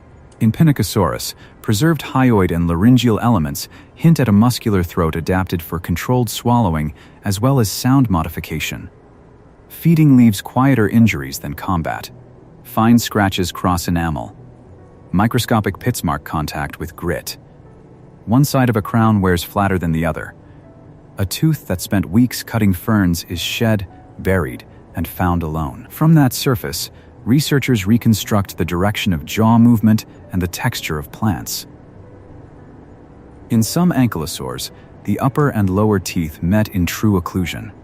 This allowed more efficient slicing than a simple up and down closure. The jaw joint and muscle attachments guided the motion. Nodosaurids and ankylosaurids differed in the distribution of stress, indicating that their skulls were not interchangeable feeding tools hidden beneath different armor. The broad muzzle of Ankylosaurus suggests low selectivity and high intake. Like a wide lawn cutting edge, it could gather many stems in one pass. This works best where vegetation is abundant but individually low in nutrition. A large gut then extracts value through fermentation. The strategy resembles bulk feeding in some living ungulates, though the plants and anatomy were entirely different. A narrower muzzle can choose more carefully. Edmontonia or Panoplosaurus may have cropped preferred shoots among tougher material. Selectivity becomes useful where high-quality plants are patchy. It also reduces intake rate. No strategy is universally superior. Each depends on plant distribution, competition, and digestive capacity. Armor and feeding were linked through time budgets. An animal that spends long hours cropping with its head down sees less of the horizon. A low skull cannot rise far above vegetation. Body armor allows continued feeding under a level of risk that might force a lightly built herbivore to look up or flee more often. The protection changes how time can be spent. This may be one reason ankylosaurs remained successful even as hadrosaurs and ceratopsians became more diverse. They did not compete by matching dental batteries or horned skulls. They occupied the low herb layer with a defensive system that reduced the cost of slow, continuous feeding. Their ecology was conservative in some respects and highly specialized in others. Disease could still disrupt that balance. A damaged beak reduced intake. Infection beneath an osteoderm could spread where it was hard to clean. A leg injury forced more weight onto the remaining limbs. A broken tail handle might remove the ability to swing the club. Once feeding efficiency fell, the mass of armor became harder to support. Large herbivores live close to an energetic edge during drought. Their bodies store reserves, but daily intake remains enormous. On a shrinking floodplain, broad-muzzled feeding is useful only while broad patches remain. When vegetation dries, an ankylosaur may need to travel farther between meals, carrying every plate and ossicle with it. Rivers could become traps. Soft mud held the feet. A low belly contacted the surface quickly. The club dragged through sediment. Predators gathered near the same remaining water. Many fossil accumulations formed under such pressure when animals that had survived years of ordinary danger met an environmental event their armor could not answer. Flooding created the opposite hazard. Water rose across flat ground, cutting new channels and carrying branches, carcasses, and sediment. An ankylosaur's weight helped it resist a shallow current, but deep water reduced traction. Whether they could swim is unknown. Most land vertebrates can paddle when forced, but a broad armored body and heavy tail would make prolonged swimming costly. Claims that ankylosaurs were amphibious were once influenced by their low bodies and broad torsos. The limb anatomy and wear patterns support terrestrial life. They may have crossed channels and entered wetlands, but there is no evidence that water was their primary refuge or feeding environment. The armor was not a turtle shell, and the tail club was not adapted as a paddle. The western interior seaway still influenced their world from a distance. Coastal storms brought heavy rain. Sea level changes shifted shorelines, river gradients, and habitats. Sediments carried from inland buried animals on floodplains. In some cases, carcasses reached marine settings, leaving terrestrial dinosaurs among shells, fish, and marine reptiles. A single ankylosaur plate in marine shale may have traveled far. It could have remained attached to a floating carcass, broken loose near shore, or washed through a river mouth. Its final resting place records transport as much as habitat. Paleontologists must read abrasion, associated fossils, and sediment before placing the living animal at the bottom of that sea. By the latest Cretaceous, the seaway was retreating. North America became more connected from east to west. Coastal plains expanded and shifted. Dinosaur communities changed. Companion ankylosaurids such as Euoplocephalus disappeared long before the final extinction, replaced by younger lineages including Ankylosaurus.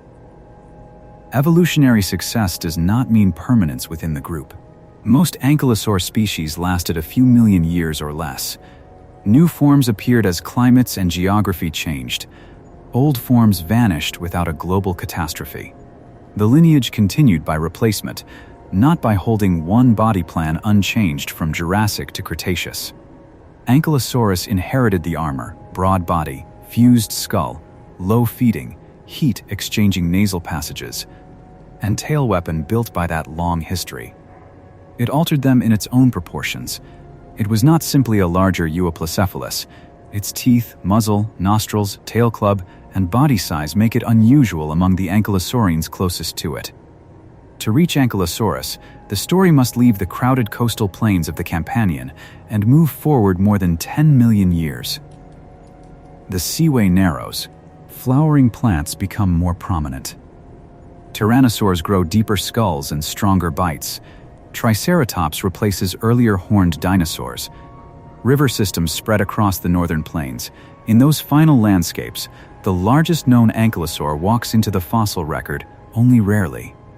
In 1906, an American Museum of Natural History expedition worked through the Hell Creek beds of Montana. Barnum Brown was already an experienced fossil hunter, known for following exposed bone into steep badlands and dry gullies. Among the specimens collected that season were parts of a large armored dinosaur, a skull roof, vertebrae, ribs, shoulder elements, armor, and other bones. The animal was incomplete, but its anatomy was distinct enough to name. Brown described Ankylosaurus magniventris in 1908.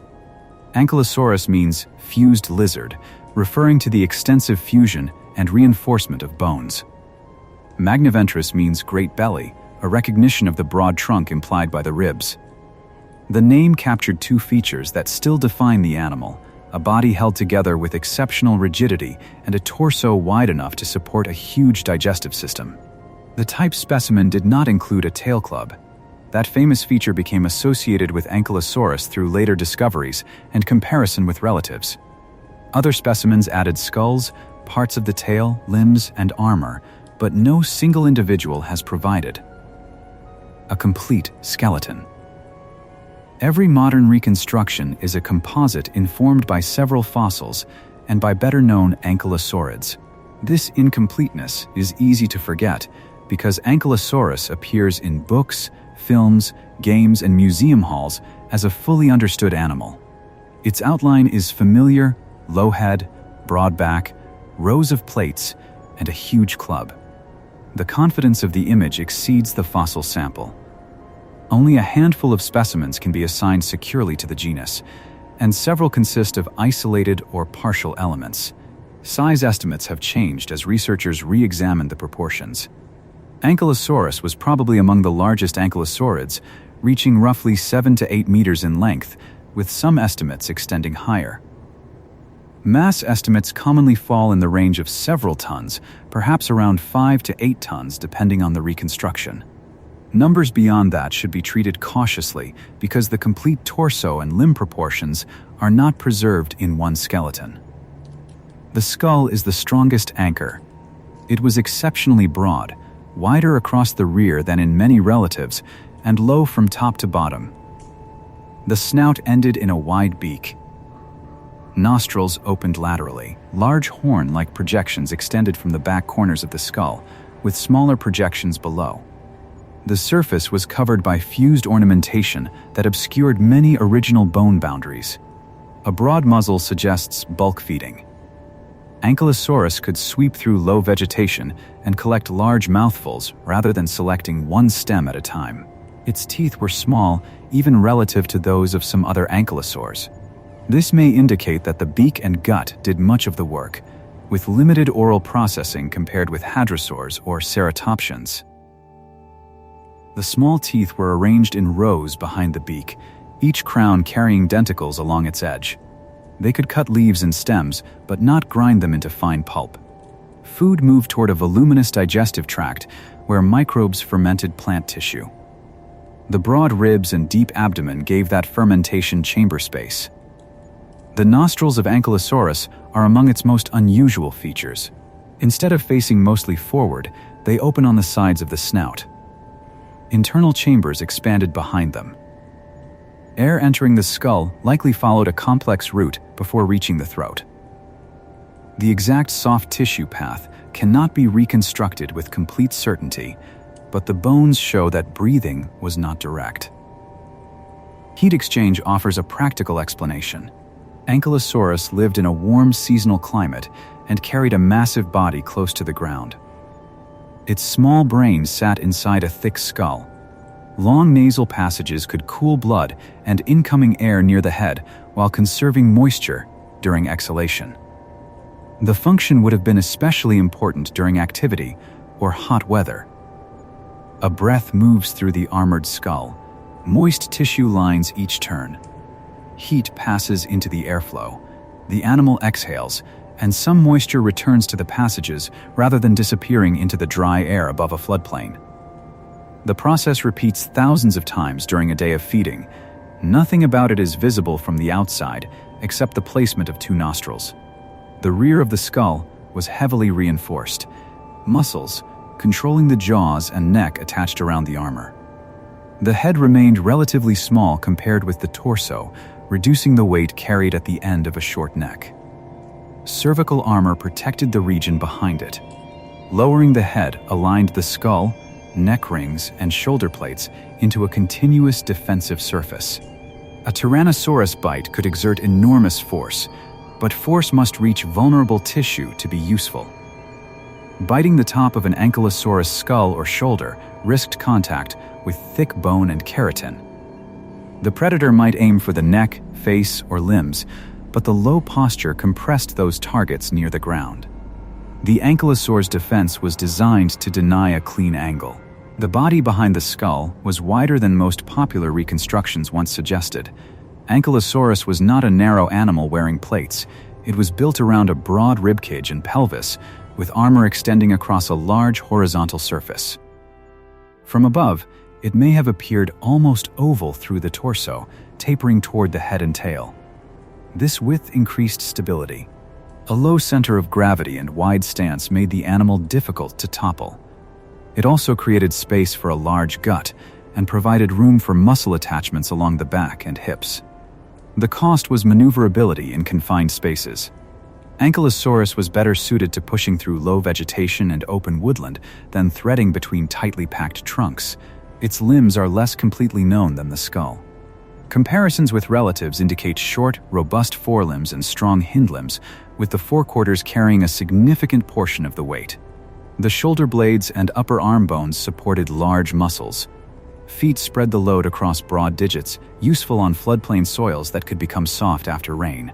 The tail club of Ankylosaurus was formed from a stiff handle and paired terminal osteoderms, as in other derived ankylosaurids.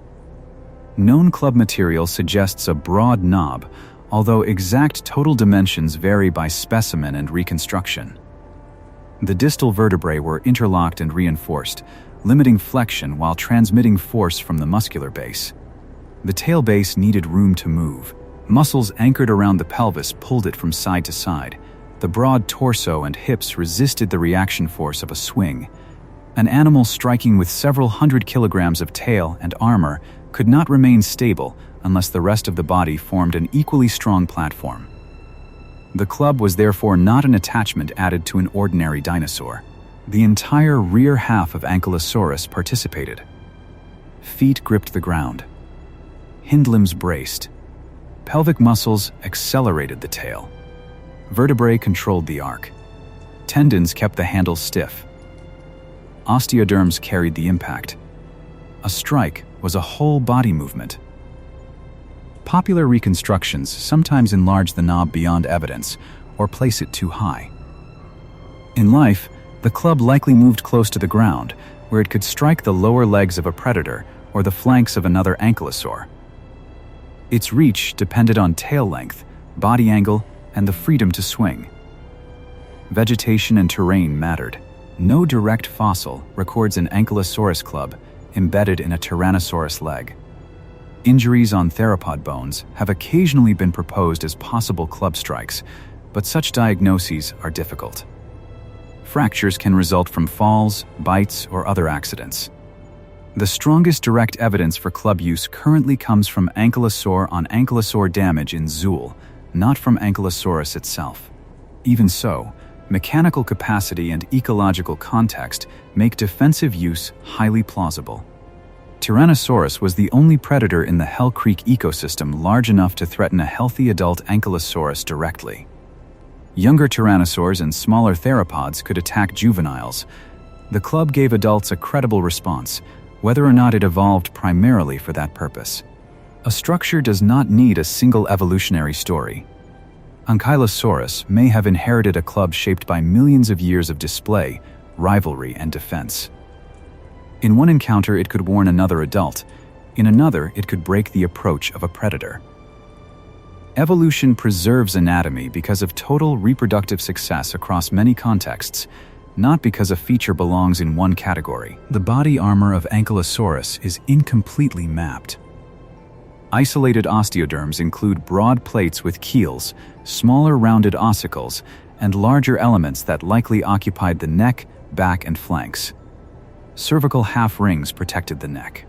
The exact number of rows and the position of specific plates remain uncertain because no specimen preserves the entire armored surface in articulation. This uncertainty creates a quiet difference between the real animal and almost every image of it. Artists must choose a pattern where the fossils do not. One reconstruction gives 4 rows of large plates. Another uses smaller, irregular elements. Some place spikes along the flanks. Others keep them low. The living Ankylosaurus had one arrangement, but that arrangement has not yet been found.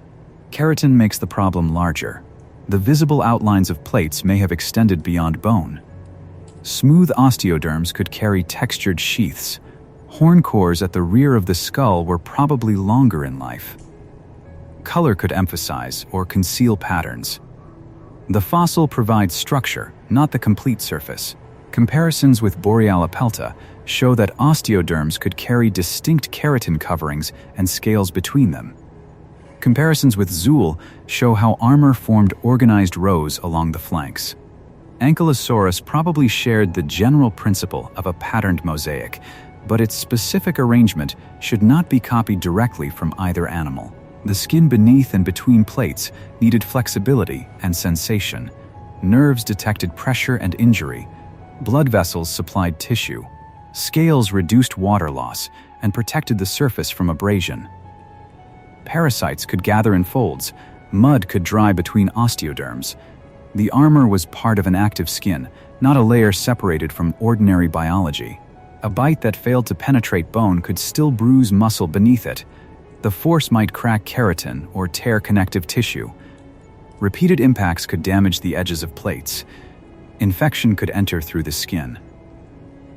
The absence of a deep puncture did not mean the animal escaped without cost. Healing demanded energy and time. Bone formed around fractures. Keratin regrew. Scar tissue stiffened the skin. During recovery, the animal still had to feed and move. An injured club or leg altered how it faced threats. Older Ankylosaurus individuals probably carried accumulated wear, although the limited sample makes age-related patterns difficult to establish. Determining age in ankylosaurs involves microscopic study of limb bones and other skeletal tissues. Growth lines can mark changes in rate, but remodeling may erase early records. The largest bones are rare, and destructive sampling must be balanced against preserving valuable specimens. Existing studies show active growth followed by slowing near maturity, but exact lifespan remains unknown. Reproduction is even less visible. No egg or nest can be confidently assigned to Ankylosaurus. Ankylosaurs laid eggs because they were dinosaurs, but egg shape, clutch size, nesting material, and parental behavior are not directly known for the genus. Comparisons with other ornithischians suggest possibilities, not answers. A female carrying eggs faced a severe anatomical problem that evolution had already solved through the shape of the pelvis and soft tissues. A hatchling emerged without adult armor. Osteoderms began as small developing elements and expanded through growth. The club handle and knob formed later. The earliest life stage must have relied on concealment, speed, and perhaps association with adults or other juveniles. No fossil shows an Ankylosaurus family group. The juvenile aggregations of Pinacosaurus demonstrate that some ankylosaurs gathered when young, but behavior can differ across species and environments. Adult Ankylosaurus may have been solitary, loosely social, seasonally aggregated, or something between. Fossil scarcity makes every option difficult to test. A nest on a Hell Creek floodplain would have been small compared with the adult that produced it. Eggs lay under vegetation or sediment. Insects moved through the nest material.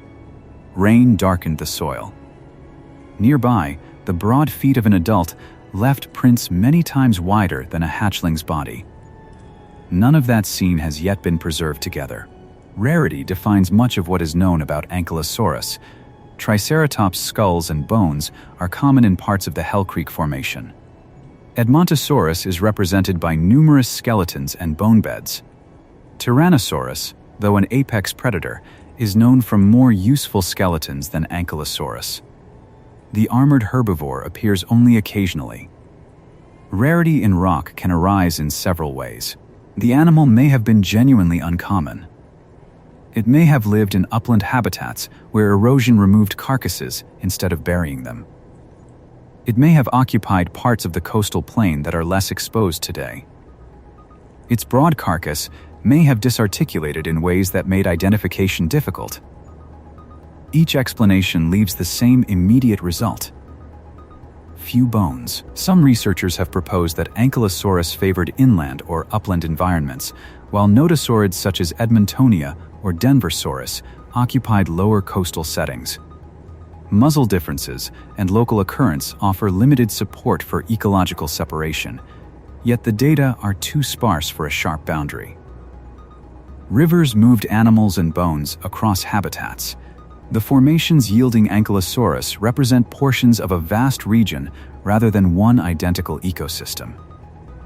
Hell Creek in Montana, Lance in Wyoming, Scholard in Alberta, and Frenchman in Saskatchewan overlap in age but differ in local sediment, climate signals, and species abundance. Ankylosaurus ranged across hundreds of kilometers and likely encountered different plant communities within that span.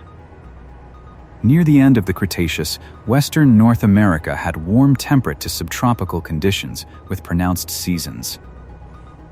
Rivers meandered across floodplains. Forests included conifers, broad-leaved flowering trees and shrubs, ferns and palms in some areas.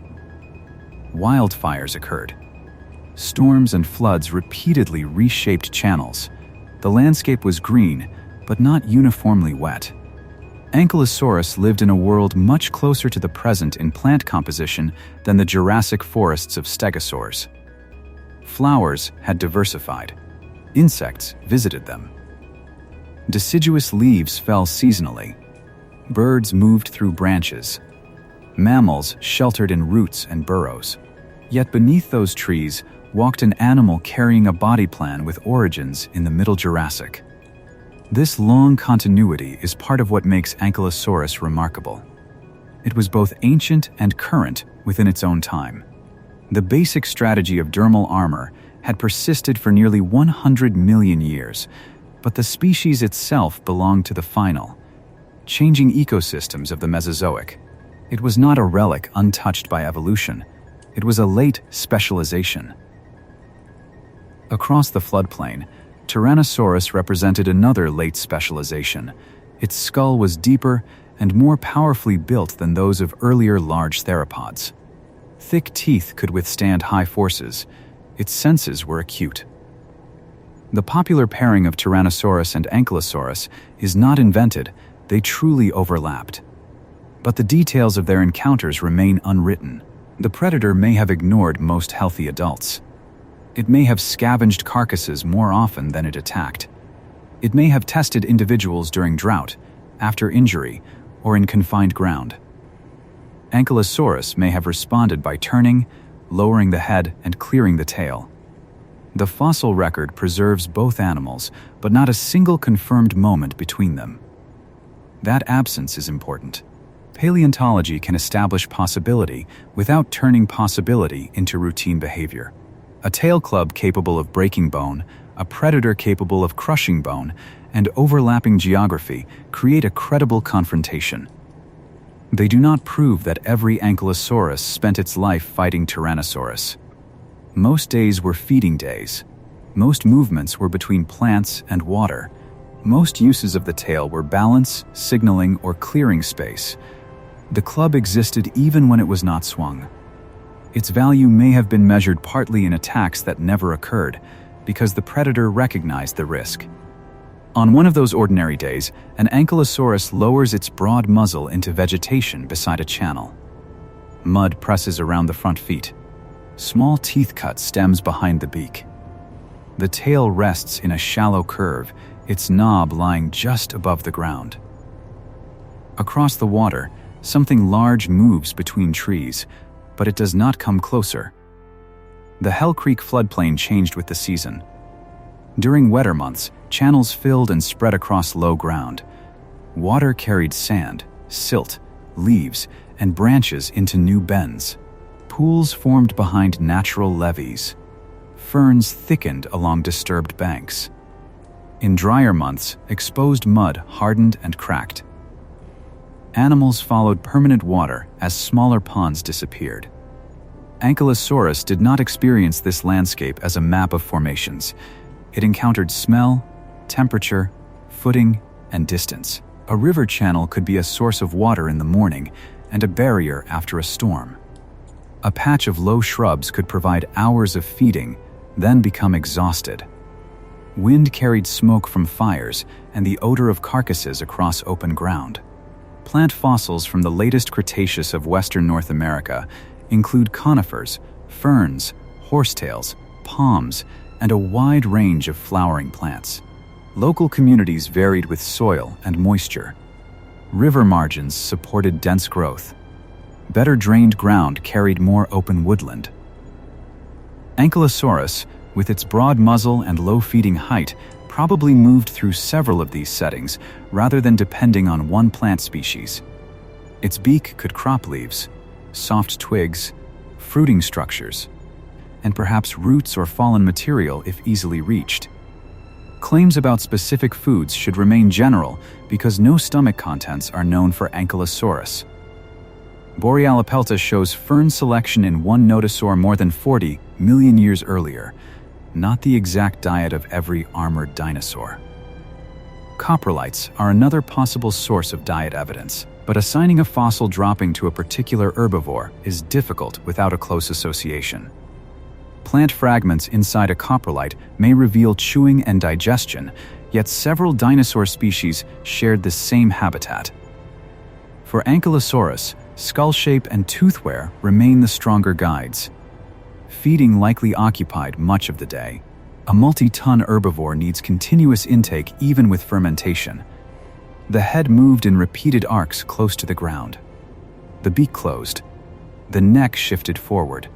Feet advanced a short distance. A wide path of cropped vegetation remained behind, though not a clean strip. Some stems broke, others bent back, and many plants survived to regrow. Insects lifted from disturbed leaves. Seeds clung to scales. Mud dried along the toes. Small mammals remained hidden until the body passed. The ankylosaur did not need to understand its role in the ecosystem.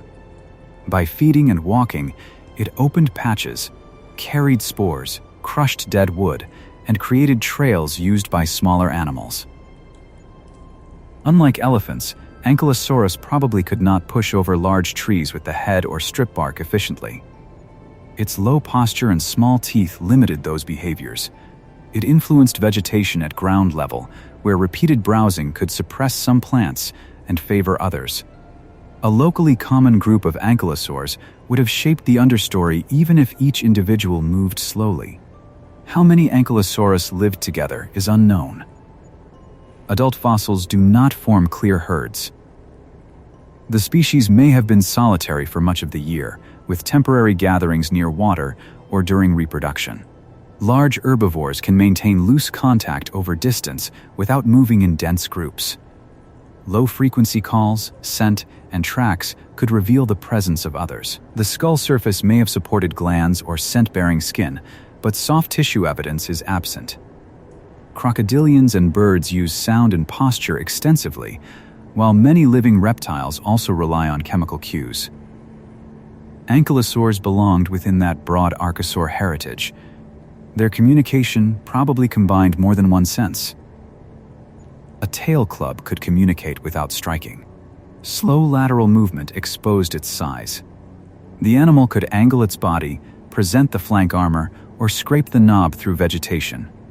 Low calls from the throat added another signal. Most contests among dangerous animals are resolved before maximum force is used, because both participants risk injury. If a strike occurred, recovery mattered. The tail had to decelerate after passing the target. Muscles on the opposite side controlled the motion. A miss could leave the club extended and the body briefly exposed. Fighting animals would learn through development how far the tail reached and how quickly it could be redirected, even if the behavior was partly instinctive. Against Tyrannosaurus, the stakes changed. The predator stood higher, with a head capable of reaching over parts of the armored back. Its bite could crush thick bone. The ankylosaur could not assume every plate would hold. It needed to deny the predator time and placement, keeping the body in motion enough that no careful bite settled around a limb or neck. Tyrannosaurus had binocular vision, a strong sense of smell, and robust feet. It was not a careless attacker. A healthy adult would judge prey condition. Ankylosaurus offered a large meal, but also an unusual concentration of bone, keratin, and risk. Edmontosaurus or Triceratops might present different challenges, and scavenging could provide meat without immediate combat. We cannot rank prey preference from fossils alone. Bite marks and coprolites show that tyrannosaurs consumed several dinosaurs, but the frequency of attacks on Ankylosaurus is unknown. The rarity of Ankylosaurus bones also reduces the chance of finding diagnostic bite damage. Absence of evidence here is weak evidence of absence. Juveniles were a different target. Their armor was thinner and their bodies smaller. A young Ankylosaurus could not rely on an adult-sized club. Dense shrubs, fallen logs, and proximity to larger individuals may have provided protection. Rapid growth would shorten the vulnerable stage, but energy for growth required frequent feeding. This creates one of the central tensions in ankylosaur life. The adult body appears almost over-prepared for attack, while the juvenile body had not yet built that protection. Natural selection acted strongly on growth rate, behavior, and habitat use during the years before full armor.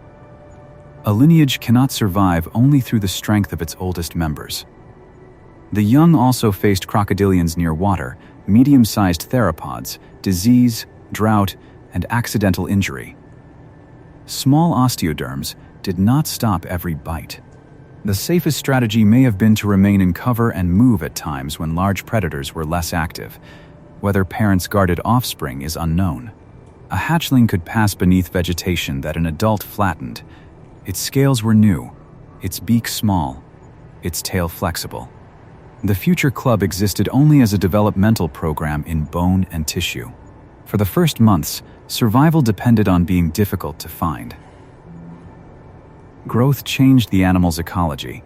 As the body widened, fewer hiding places remained. Armor thickened. The tail stiffened. Feeding demand increased. At some point, the balance shifted from concealment toward deterrence. The young ankylosaur became too large to disappear easily, but increasingly expensive to attack. In living armored mammals and reptiles, osteoderms often begin as small centers of ossification and expand. Ankylosaur development likely followed a comparable principle, though the exact sequence differed. Larger plates may have grown from individual centers, while cervical rings and tail club elements fused later. The pattern of fusion can help identify immature specimens. Fusion is not always a simple age indicator. Some bones fuse because of species-specific anatomy. Disease can create abnormal fusion. Preservation can make separate elements appear joined. Researchers compare many regions of the skeleton before deciding whether an individual was juvenile, subadult, or mature. Histology provides another line of evidence. Fast-growing fibrolamellar tissue contains abundant vascular canals. Later growth can become more organized and slower. Lines of arrested growth may reflect seasonal stress. Remodeling replaces older tissue, especially in bones carrying heavy loads.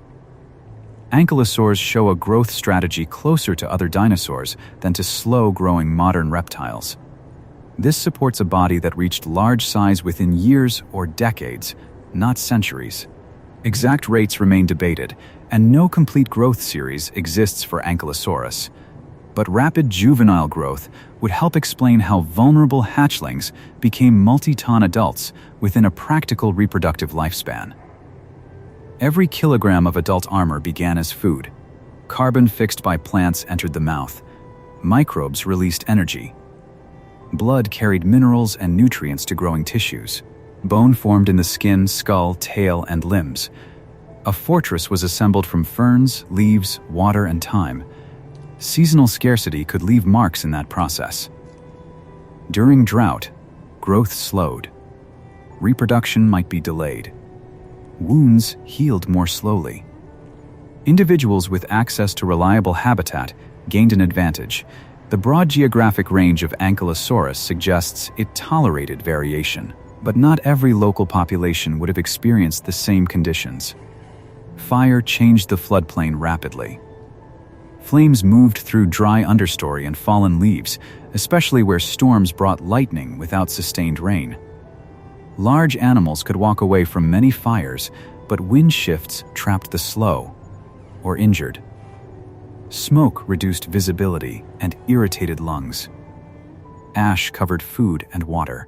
Afterward, new growth appeared. Ferns and flowering plants colonized open soil. Charcoal entered channels and was buried with sediment. Borealopelta's stomach shows that an armored dinosaur could exploit post-fire vegetation. Ankylosaurus likely did as well, though no direct meal survives to prove it.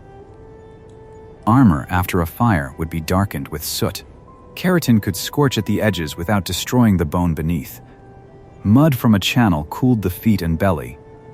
A large animal emerging into burned ground found less cover but abundant young plants. The same disturbance created danger and opportunity. Storms brought a different transformation. Rain struck dry soil, producing rapid runoff. Channels overflowed. The floodplain became a network of moving water. An Ankylosaurus caught in a shallow flood could brace, but debris striking the legs or tail increased risk. Deep channels could sweep carcasses far from where the animals lived. Many Hell Creek fossils exist because rivers killed, moved, or buried organisms. A skeleton found in sandstone may have settled in a channel. One in mudstone may have lain on a floodplain or pond margin. Bone orientation and abrasion reveal transport. Articulation shows how long connective tissues held before burial. Ankylosaurus fossils are often disarticulated. The broad body may have decayed on land, allowing osteoderms and bones to separate before a flood carried them. Scavengers could access the underside and body openings. Smaller animals pulled at soft tissue between plates. The armor slowed some processes but did not prevent decomposition. A carcass with an intact armored hide might remain coherent longer than an unarmored one. As gases accumulated, it could bloat and float in water. When skin ruptured, plates and bones scattered. This combination may produce both exceptional articulated specimens and very incomplete remains, depending on burial timing. The Hell Creek fossil record is therefore a filtered version of the living community. River habitats are overrepresented. Upland species are underrepresented. Large, durable bones preserve better than small, delicate ones. Teeth survive where cartilage and skin vanish. The rarity of an animal in collections is never a direct census without correction for these biases. Ankylosaurus may have been uncommon in life, but it may also have spent more time away from the depositional settings that preserved Triceratops and Edmontosaurus. Its wide muzzle has been interpreted as an adaptation for bulk feeding in open or upland vegetation. The hypothesis is reasonable, but a future bone bed could change it quickly. Paleontology lives with that possibility. A single articulated Ankylosaurus preserving limbs, armor pattern, skin, and stomach contents would answer questions that have remained open for a century. The animal is famous not because evidence is abundant, but because the known fragments imply such a distinctive whole. Fame can harden uncertainty into apparent fact. Illustrations repeat one plate pattern until it feels confirmed. Films assign behavior that becomes familiar. Size estimates turn into exact numbers. The real Ankylosaurus remains less complete, more unusual, and more scientifically valuable than the standardized version. Its back may have carried fewer large plates than expected, or a different arrangement. The club may have varied strongly with age or sex. The limbs may alter estimates of mass. Soft tissues could change the silhouette. None of these possibilities make the animal less impressive. They return it to evidence. The fossils wait in separated pieces, a skull in one collection, a tail club in another. Osteoderms cataloged decades ago. Field notes recording a hillside that has since eroded. Together they define a species that no one has yet seen in one complete skeleton. Ankylosaurus was one endpoint, but armored dinosaurs never belonged to one continent or one climate. Their fossils appear from the high latitudes of Antarctica to the deserts of Mongolia, from European islands to Australian coastal plains. The distribution is nearly global, though uneven. Some regions preserve complete skeletons. Others offer a tooth, a plate, or a tail vertebra that carries the entire record of the group. During the Jurassic, continents were still connected in ways that later disappeared. Populations could spread before oceans widened and regional isolation increased. By the Cretaceous, ankylosaur lineages had become separated across Laurasia and Gondwana, producing different armor patterns and tail weapons. Their global history is written through movement followed by isolation. Europe provides a long but fragmented record. Early discoveries such as Hylaeosaurus and Polacanthus came from the early Cretaceous of England. Later, European ankylosaurs included smaller nodosaurids living on islands within shallow seas. Struthiosaurus, known from several parts of Europe, was modest in size compared with Ankylosaurus and occupied landscapes broken into archipelagos. Island environments can favor smaller bodies when food and space are limited, a process often called insular dwarfism. Some late Cretaceous European dinosaurs show this pattern clearly. Struthiosaurus may reflect it, though size also varies through ancestry and ecology. A small ankylosaur still carried armor, meaning the cost of bone had to be supported within a reduced energy budget. Europe at the time was not a single isolated island. Sea level changed, islands shifted in area, and temporary land connections allowed animals to move. Different basins preserved different intervals. Treating every European species as part of one island fauna removes the geography that shaped them. Ankylosaurus lived in what is now Hungary during the late Cretaceous. Several individuals have been found in river deposits, making it one of the better-known European ankylosaurs. Its limbs were relatively gracile for an armored dinosaur, and its skull shows distinctive ornamentation. It had no massive tail club. Multiple Ankylosaurus individuals at the same locality may indicate aggregation or simply repeated transport into the same channel. The bones occur with other dinosaurs, crocodilians, turtles, fish, and plants. A river assembled the fossil community after death, mixing lives that may have occupied different parts of the floodplain. Struthiosaurus and Ankylosaurus demonstrate that nodosaurid-like strategies persisted late in the Cretaceous. Tail clubs were not replacing every alternative. Spikes, plates, low posture, and selective feeding remained viable even as ankylosaurids with clubs diversified elsewhere. In South America, ankylosaur fossils were long rare and difficult to classify. Recent discoveries and revisions have revealed small southern forms related to Stegosaurus, along with fragmentary remains from Patagonia. Patagopelta was a small late Cretaceous ankylosaur from Argentina. Its armor and proportions add to the evidence for a distinct southern radiation. The body size of Patagopelta has been estimated as relatively small, though incomplete material makes precision difficult. Small armored dinosaurs challenged the idea that armor was useful only after an animal became too large to hide. Spikes and plates may have served display, defense, species recognition, or combinations of these functions at several body sizes. Size changes the problem rather than removing it. A 2-meter ankylosaur can use dense cover, but faces more predators. Its armor can be thinner, but must remain light enough for movement. A 7-meter ankylosaur is harder to kill, but cannot disappear easily. Evolution adjusted the same materials to different scales. Australia preserved ankylosaurs in early and mid-Cretaceous rocks. Minmi was named from partial remains that included unusual bony rods along the spine.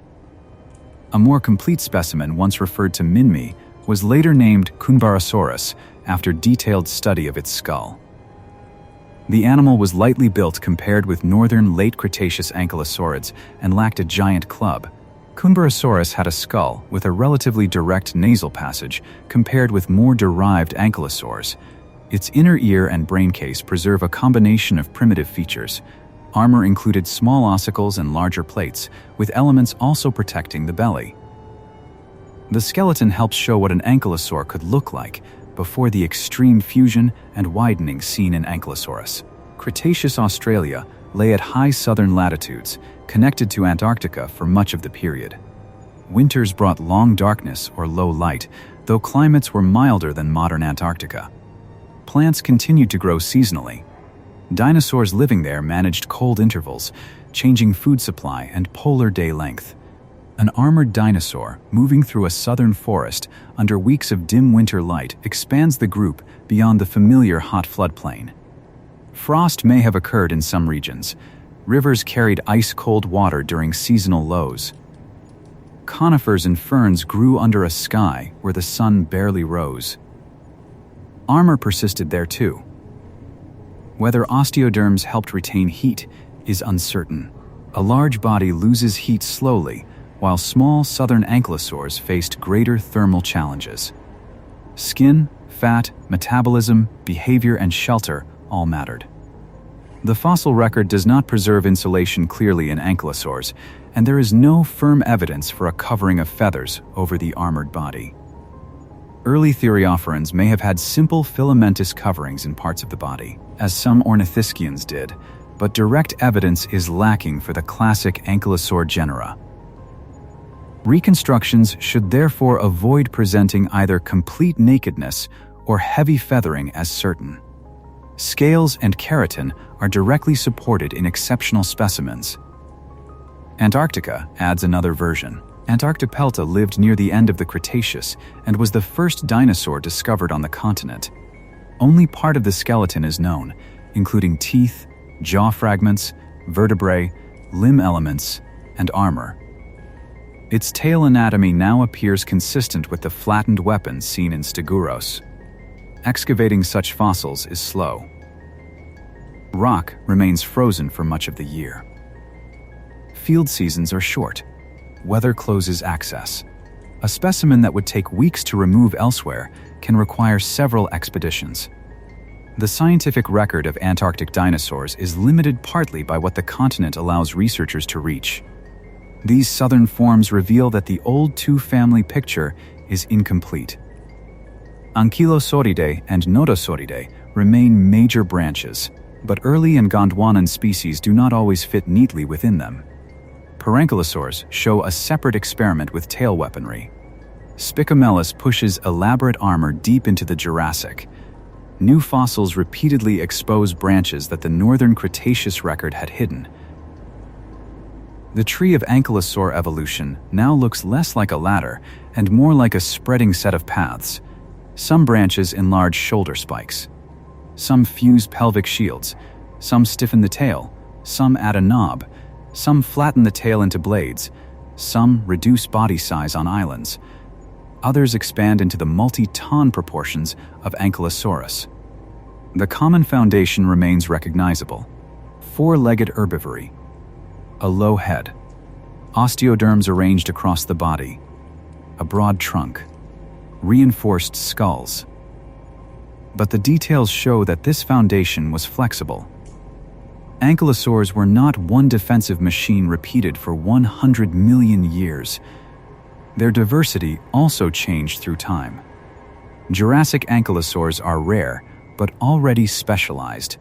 Early Cretaceous forms expand in number and armor variety.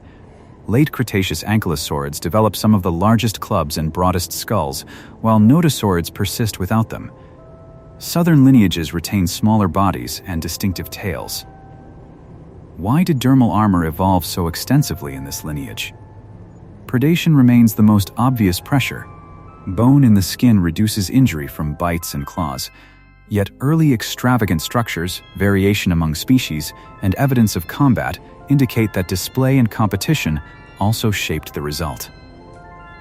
The correct answer is probably not one function applied to every plate.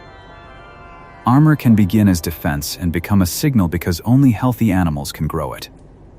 A larger spike shows age and condition. Rivals respond to it. Mates may prefer it. Once attention turns toward the structure, selection can exaggerate shape beyond the minimum required for protection. The exaggerated form still retains defensive value. Spicamelus fits this possibility. Its meter-scale neck spikes appear costly and awkward. They protected the neck, but their size may have advertised the animal. Later ankylosaurs generally reduced such extreme projections while refining more continuous armor and tail weapons. Evolutionary history does not guarantee that the most dramatic form appears last. Structural studies show that ankylosaur osteoderms were engineered differently among groups. Nodosaurids often had highly ordered fiber bundles that reinforced spikes and plates. Ankylosaurids used different fiber arrangements in thinner armor. Polycanthine forms retained thicker cortices around spongy interiors. These microscopic differences reflect separate solutions to loading and impact. A long spike bends at its base. A broad plate receives compression. A tail knob experiences impact. The same internal design is not ideal for all three. Bone remodeled according to stress during growth. Collagen fibers aligned with force. The external diversity of armor was supported by diversity at the microscopic level. Under a microscope, the fortress becomes a woven structure.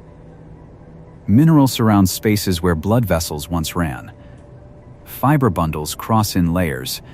damage is repaired with new tissue. The strength of the plate comes not from being solid, but from the arrangement of materials within it.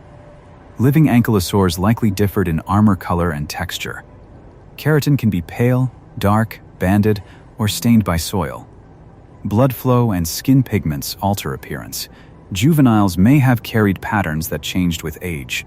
Display structures could be brighter than the body, but direct color evidence is limited almost entirely to Borealopelta. Borealopelta's reddish-brown countershading should not be copied onto every ankylosaur. It belonged to one species and individual. What it proves is that color patterns can survive chemically, and that armored dinosaurs used visual concealment. Future specimens may reveal different colors or markings. Armor also affected touch. An ankylosaur could feel contact through skin between plates and perhaps through tissues covering the osteoderms. Social animals had to avoid injuring one another during close movement. Courtship, parental contact, or resting groups would require slow positioning of spikes and tails. Two juveniles can press close where adults cannot. Their armor is lower, their tails flexible. As they grow, the space each body requires increases. The social world changes with anatomy. A movement that was harmless at 1 year becomes dangerous at 10. This may help explain age-separated groups. Juveniles share similar feeding heights, speeds, and defensive abilities. Adults require more food and more room. Separating by age can reduce competition and accidental injury. Pinacosaurus bone beds provide a rare fossil hint of such organization. Yet all of these lineages, northern and southern, large and small, reached the same geological boundary. Tail clubs, shoulder spikes, camouflage, polar tolerance, desert physiology, and thick skulls had carried ankylosaurs through climate changes and continental breakup. None had been tested against what arrived at the end of the Cretaceous. The last day of the Cretaceous did not begin differently for an Ankylosaurus. Light reached the floodplain. Plants opened leaves. Insects moved through the understory. Rivers continued toward the sea. Far to the south, beyond the horizon, and beyond anything the animal could sense, an asteroid entered the atmosphere above what is now the Yucatan Peninsula. The impact released energy on a planetary scale. Rock vaporized. The ground moved in waves. Tsunamis crossed nearby seas. Debris rose through the atmosphere and returned at high speed. Wildfires ignited across large regions, though their exact global extent remains debated. Dust, soot, and sulfur compounds spread around the planet. Ankylosaurus had survived predators, drought, flood, injury, heat, and competition. Its lineage had endured more than 100 million years of continental change. But armor protects against forces delivered through bodies. It cannot defend a food web from darkness. The immediate effects differed with distance from the crater. In western North America, earthquakes and falling ejecta may have arrived within hours. A thin boundary layer in rocks records material from the impact, including unusually high iridium and shocked minerals. Some sites preserve surge deposits linked to violent water movement. The event was brief, but its ecological consequences lasted much longer. Dust and aerosols reduced sunlight. Photosynthesis fell. Temperatures changed rapidly. Plants died back or stopped growing. Food chains built on living vegetation and plankton began to collapse. Large herbivores required enormous daily intake and had little protection against sustained shortage. Ankylosaurus could survive a missed meal. A broad gut may have held fermenting plant material for some time. Large body mass stored energy. It could browse bark, fallen leaves, or resistant plants if available, though its teeth were not specialized for every emergency food. As days became weeks, reserves declined. The same armor that reduced injury now demanded maintenance. Bone and muscle remained metabolically active. Moving a multi-ton body between disappearing food patches consumed energy. A tail club could deter a predator made desperate by hunger, but it could not create leaves. Small animals had different options. Mammals, birds, turtles, crocodilians, and some other survivors could use burrows, water, seeds, detritus, or small prey. Their populations also suffered severely, but flexible diets and lower absolute food needs improved survival. No non-avian dinosaur lineage passed through the boundary. The extinction was not a single instant in which every dinosaur died together. Some individuals near the impact perished immediately. Others survived the first day and faced the prolonged aftermath. Populations failed as reproduction stopped, food webs simplified, and environments remained unstable. The exact duration varied among regions and organisms. A final Ankylosaurus may have lived for days, months, or perhaps longer after the impact. The fossil record cannot identify it. There is no last skeleton resting directly beneath the boundary with a date attached.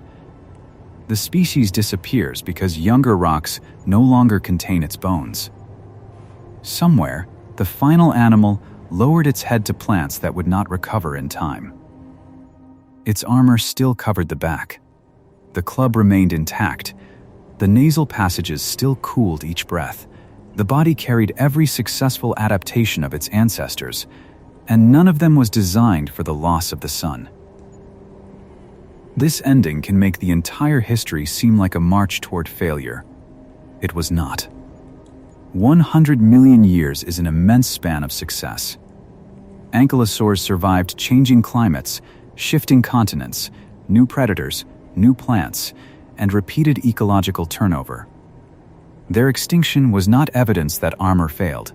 It was evidence that no adaptation works outside the conditions in which life can continue. Evolution does not prepare organisms for every imaginable disaster. It modifies populations through pressures that occur often enough to affect reproduction. Asteroid impacts of this scale are too rare for a lineage to evolve a direct answer. The traits that made Ankylosaurus successful on ordinary Cretaceous days could not become protection from a once in tens of millions of years collapse. After the extinction, rivers continued to move sediment. Ferns spread across disturbed landscapes in a well-known recovery pattern called the fern spike. Mammals diversified into emptied niches over time. Birds, the surviving dinosaurs, carried the dinosaur lineage forward. No armored dinosaur returned. Osteoderms evolved independently in later mammals and reptiles. Glyptodonts developed heavy shells of fused plates. Armadillos carried flexible bands. Crocodilians retained rows of scutes. These animals can resemble ankylosaurs superficially, but none is a descendant of them. Similar pressures produced similar materials in different branches of life. Convergent evolution explains the resemblance. Bone in skin is a practical way to reduce injury. A low body improves stability. Spikes discourage contact.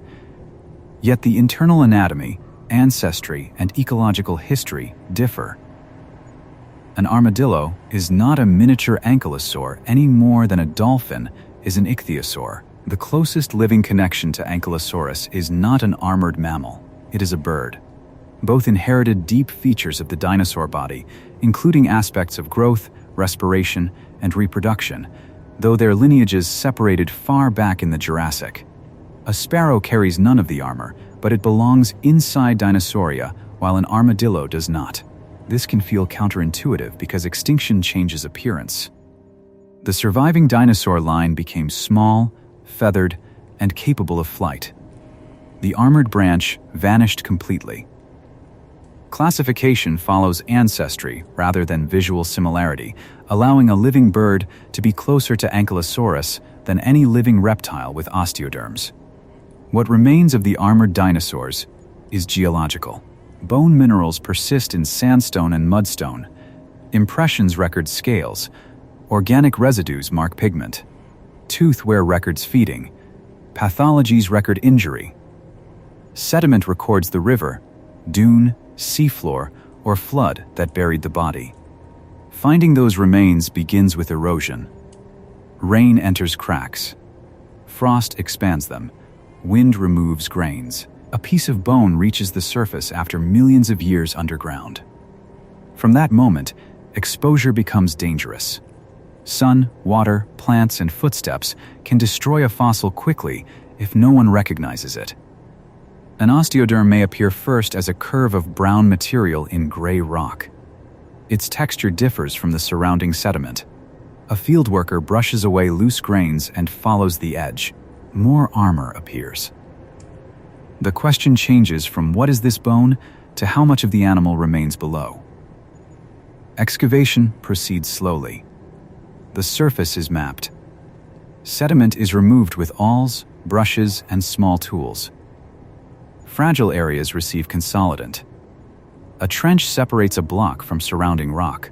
Plaster and burlap form a jacket around it. The specimen leaves the ground still enclosed in the rock that protected it. Preparation can take longer than excavation. In a laboratory, technicians remove matrix grain by grain under magnification. Air scribes vibrate against hard rock. Needles clean narrow spaces. Adhesives stabilize cracks. Armor plates may overlap bones that must be exposed from another direction. Each choice can reveal information or remove it permanently. The exceptional Borealopelta specimen required thousands of hours of preparation. Mark Mitchell worked through the block for years, exposing scales and osteoderms without destroying the thin tissues between them. The species name Mark Michelli honors that labor. Fossil discovery is often associated with the moment in the field, but much of the animal appears only through patient work afterward. A surface hidden for 110 million years becomes visible by fractions of a millimeter. The edge of a scale emerges. A keratin sheath separates from the plate beneath it. The outline of the shoulder returns. The final form is not carved by the technician, it is released from stone. Preparation also reveals mistakes in earlier interpretation. A bone thought to be part of the skull may belong to armor. Two blocks may connect. An apparent fracture may be a natural suture. CT scanning can show internal passages before rock is removed, especially in fused ankylosaur skulls where external boundaries are difficult to follow. Digital models are powerful, but not automatic truth. Scans depend on contrast between fossil and matrix. Segmentation requires human decisions about where one material ends and another begins. Missing areas must remain missing unless reconstructed transparently. A smooth, three-dimensional skull can hide uncertainty as easily as a museum mount. Modern studies combine methods. CT data reconstruct nasal passages and brain cases.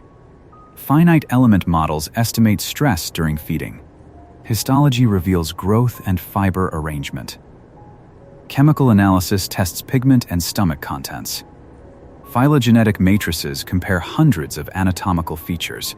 No single method explains the entire animal. The strongest reconstructions come from agreement among independent lines of evidence. A wide muzzle suggests bulk feeding. Tooth wear supports a particular jaw motion. Plant distributions identify available foods. A large gut fits the body shape. Together they form a more reliable picture than any one feature alone. The same principle limits dramatic claims. A tail club can break bone in a model. Injured Zool armor shows blows between individuals. Predator overlap makes defense plausible. These pieces support multiple uses without proving the frequency of each. Good paleontology preserves the boundary between what happened, what could happen, and what remains unknown. Museum mounts translate that uncertainty into a visible animal. Original fossils are often too heavy or fragile to support, so casts are used. Missing bones are mirrored from the opposite side or borrowed cautiously from relatives. Metal frames carry the weight. Armor is arranged according to the best available specimen and may be revised later. Older mounts sometimes placed ankylosaurs with sprawling limbs or dragging bodies. New anatomical work raised the torso and corrected joint positions. Tail clubs changed angle. Skull shapes became broader. As research advances, the mounted animal moves even though the fossil does not. Historical artwork records these changes. Early armored dinosaurs resembled giant lizards with scattered spikes. Later paintings turned them into low tanks. Some modern reconstructions restore thicker, soft tissue, irregular keratin, and more natural posture. Each generation sees the same bones through different comparisons and technologies. The tank comparison is useful for mass and protection, but it can become limiting. A tank is manufactured, rigid, and inert until controlled. Ankylosaurus grew from an embryo. Its armor bled when injured.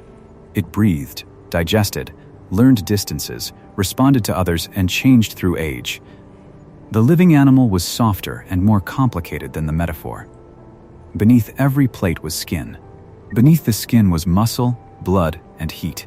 The body smelled of vegetation, mud, and keratin. Flies gathered around wounds. Rain ran between osteoderms. Dust settled into the scales of the skull. The armor was never separate from being alive. This is why exceptionally preserved fossils matter so much. A skeleton gives architecture.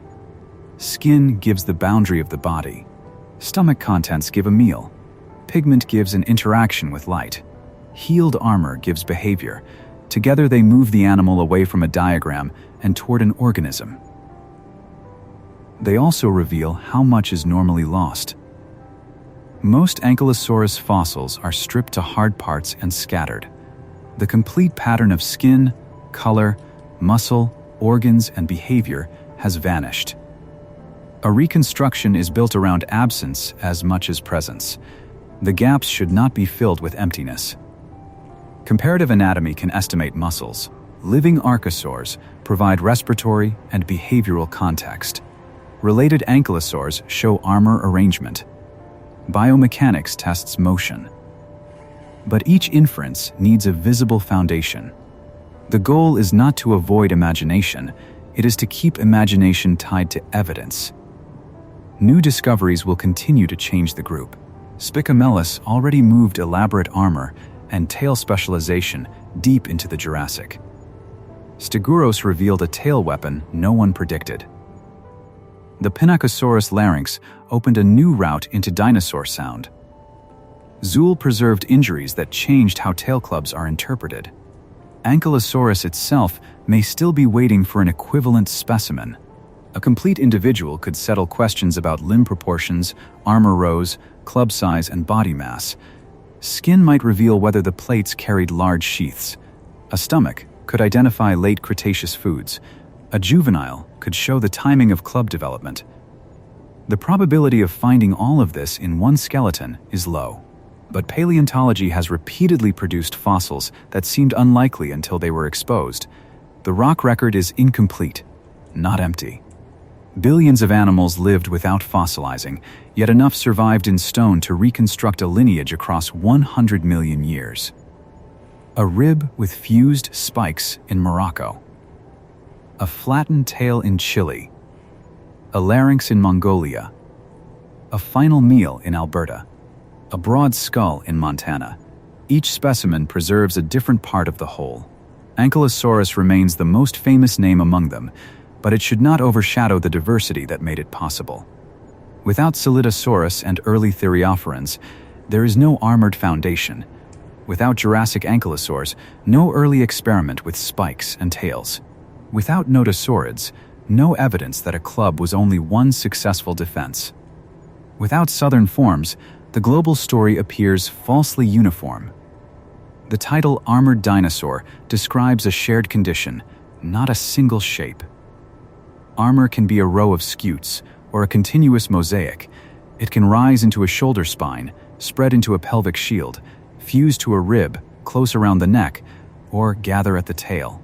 Its function can shift from protection to signal to weapon without losing the earlier role completely. The success of the group came from this flexibility.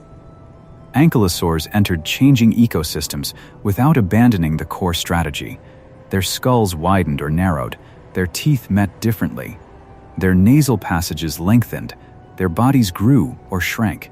Armor remained, but it was redesigned around each new combination. There is a tendency to see specialization as a trap, as though a highly modified animal is waiting for the world to change against it. Ankylosaurs contradict that simple idea. They were specialized and long-lived as a lineage. Their armor did not prevent adaptation. It became the material through which adaptation occurred. At the same time, specialization has limits. A broad muzzle cannot reach high branches. A giant club cannot swing through every forest. Heavy armor increases food demand. The animals succeeded by living within those limits, not by escaping them. Their bodies were answers to particular landscapes. Some of the next discoveries may not come from a new quarry. They may already be stored in museum drawers. Ankylosaur fossils collected decades ago were often catalogued under broad names, especially when only armor, teeth, or skull fragments were available. Re-examination with modern comparisons can reveal that a familiar specimen belongs to a different species, preserves an overlooked injury, or connects to material collected from the same hillside years later. Collections preserve context as well as bone. Field numbers link blocks. Maps record the position of a specimen within a quarry.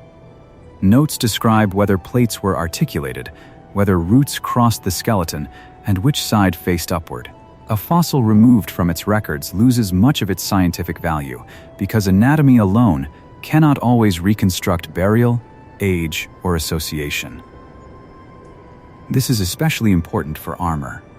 An isolated plate purchased without locality may be visually impressive, but it cannot securely reveal where or when the animal lived. The same shape can occur in more than one species. Sediment attached to the underside, nearby bones, and the orientation of the element may hold more information than the polished surface. Fossil commerce and illegal collecting can divide specimens that belong together. Parts of one animal may enter separate private collections, making the anatomy impossible to reconstruct. The problem has become especially visible with rare fossils from regions where local communities, scientists, dealers, and international buyers interact under unequal conditions. Scientific description depends on stable access and documented origin. Spicamelus illustrates both the promise and vulnerability of rare armor. Its anatomy was so unexpected that researchers first needed to confirm that spikes had not been attached artificially. Additional material established the pattern, but fossils thought to belong to the same individual have appeared outside public collections. Every lost piece could contain the joint, plate, or tail element needed to understand the animal. A fossil is not only an object, it is a relationship among bone, rock, place, and record. Remove the place, and a Middle Jurassic ankylosaur may become an undated curiosity. Remove the association, and a tail weapon becomes a collection of separate blades. The scientific story survives only when those relationships remain intact. Public museums make long comparison possible. A skull described in 1908 can be scanned a century later. A tail club can be measured with methods its collector never imagined. Histological sampling can be planned around old breaks. Researchers from different countries can test earlier identifications against newly discovered species. The fossil continues to produce information because it remains accessible. This long afterlife of specimens is one reason scientific names change. New data do not simply add facts to an unchanging picture, they reorganize the picture. Euoplocephalus once absorbed a wide range of North American material. Revision separated several genera. Southern ankylosaurs once seemed like incomplete versions of northern groups. Stegosaurus showed that they belonged to a distinct evolutionary experiment. The public image often changes more slowly. Ankylosaurus remains the universal armored dinosaur, even though its skeleton is less complete than those of several relatives. The name has become a container for the whole group. A reconstruction may quietly borrow a neck ring from Euoplocephalus, flank armor from Zool, skin from Borealopelta, and limb proportions from another ankylosaur, then present the result under one label. Borrowing is not inherently wrong. Comparative reconstruction is necessary when fossils are incomplete. The important step is remembering which parts are directly known and which are inferred. A scientifically honest image can be vivid while keeping those layers visible. The same restraint applies to behavior. A cinematic scene can show an ankylosaurus turning toward a predator because the anatomy allows it. It can show low browsing because the muzzle and body support it.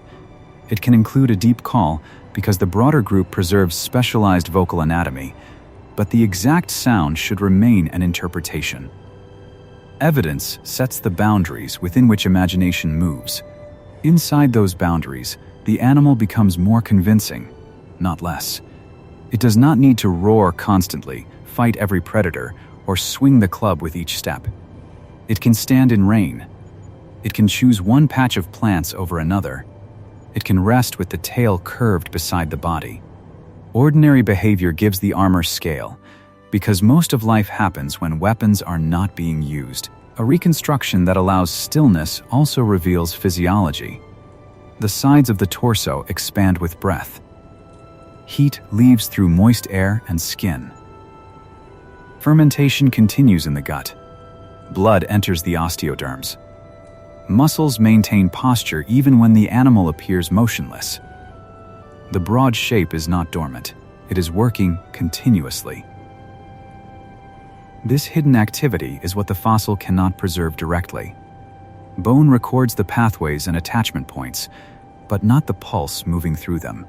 The difference between a skeleton and an animal is not only missing flesh, it is time, repeated breaths, meals, seasons, wounds, and movements passing through the same structure. To restore an ankylosaur responsibly is therefore to restore change. A hatchling becomes armored, a tooth wears and is replaced, a spike grows a longer sheath, a damaged plate heals unevenly, an adult gains mass, survives dry seasons, and carries old injuries into new encounters. The final skeleton is the accumulated result of that history. The museum specimen seems fixed because death ended the process. Research begins by reading the places where growth stopped. A line inside a limb bone. A repaired fracture. A tooth ready to erupt. A plate whose fibers changed direction as it enlarged. These small boundaries are the closest the fossil comes to preserving the passage of a life. The final landscapes disappeared. The Hell Creek rivers changed course and were buried. The western interior seaway vanished. Mountains rose. Sediment hardened into rock. Erosion later opened the formations again, exposing pieces of animals that had no surviving descendants within their own branch. Today, an Ankylosaurus skull rests under controlled light and humidity. Its nostrils are empty openings. The nasal tissues are gone. The caputeguli no longer carry keratin or color. The teeth sit motionless in a jaw that once closed thousands of times each day. Visitors move around it, seeing the front of an animal no human ever met. Nearby, an osteoderm may seem less important than the skull. It has no eye socket, no tooth, no obvious joint. Yet it contains the defining transformation of the group. Bone grew where skin should have remained soft. Blood vessels entered it. Fibers strengthened it. Keratin covered it. The animal carried it from youth to death. A plate can also preserve individuality. Its edge may be asymmetric. One surface may show healed damage. The keel may lean slightly to one side. It belonged to one position on one body. Even when the species is known, the fossil is not a generic piece of armor. It is part of an individual life. Return to the slab beneath the museum lights. The osteoderm still rises from the sandstone. Around it, the rock holds grains deposited by a Cretaceous river. The animal's skin is gone, but the bone formed inside that skin remains. Its surface carries pits where vessels once entered, and a ridge that once pressed against a keratin sheath. The rest of the body may have separated before burial. The skull could have traveled elsewhere. The tail club may never have fossilized. No evidence records whether the animal died in drought, flood, disease, or age. The plate preserves no final struggle. It only confirms that the body existed. For 100 million years, armored dinosaurs turned skin into shield, display, and weapon. They carried those structures through forests without flowers and forests full of them, across dune fields, polar valleys, islands, coastal plains, and river systems. Some hid beneath countershading. Some raised shoulder spikes. Some swung clubs, some carried blades along the tail. Ankylosaurus gathered that history into one of its largest forms, broad-muzzled and low, breathing through a labyrinth inside the skull, feeding among the final Cretaceous plants, and moving beneath the same sky as Tyrannosaurus. It was not indestructible. It did not need to be. For its lifetime, the armor only had to work often enough. Now, the river is stone. The plants are impressions and pollen. The tail no longer moves.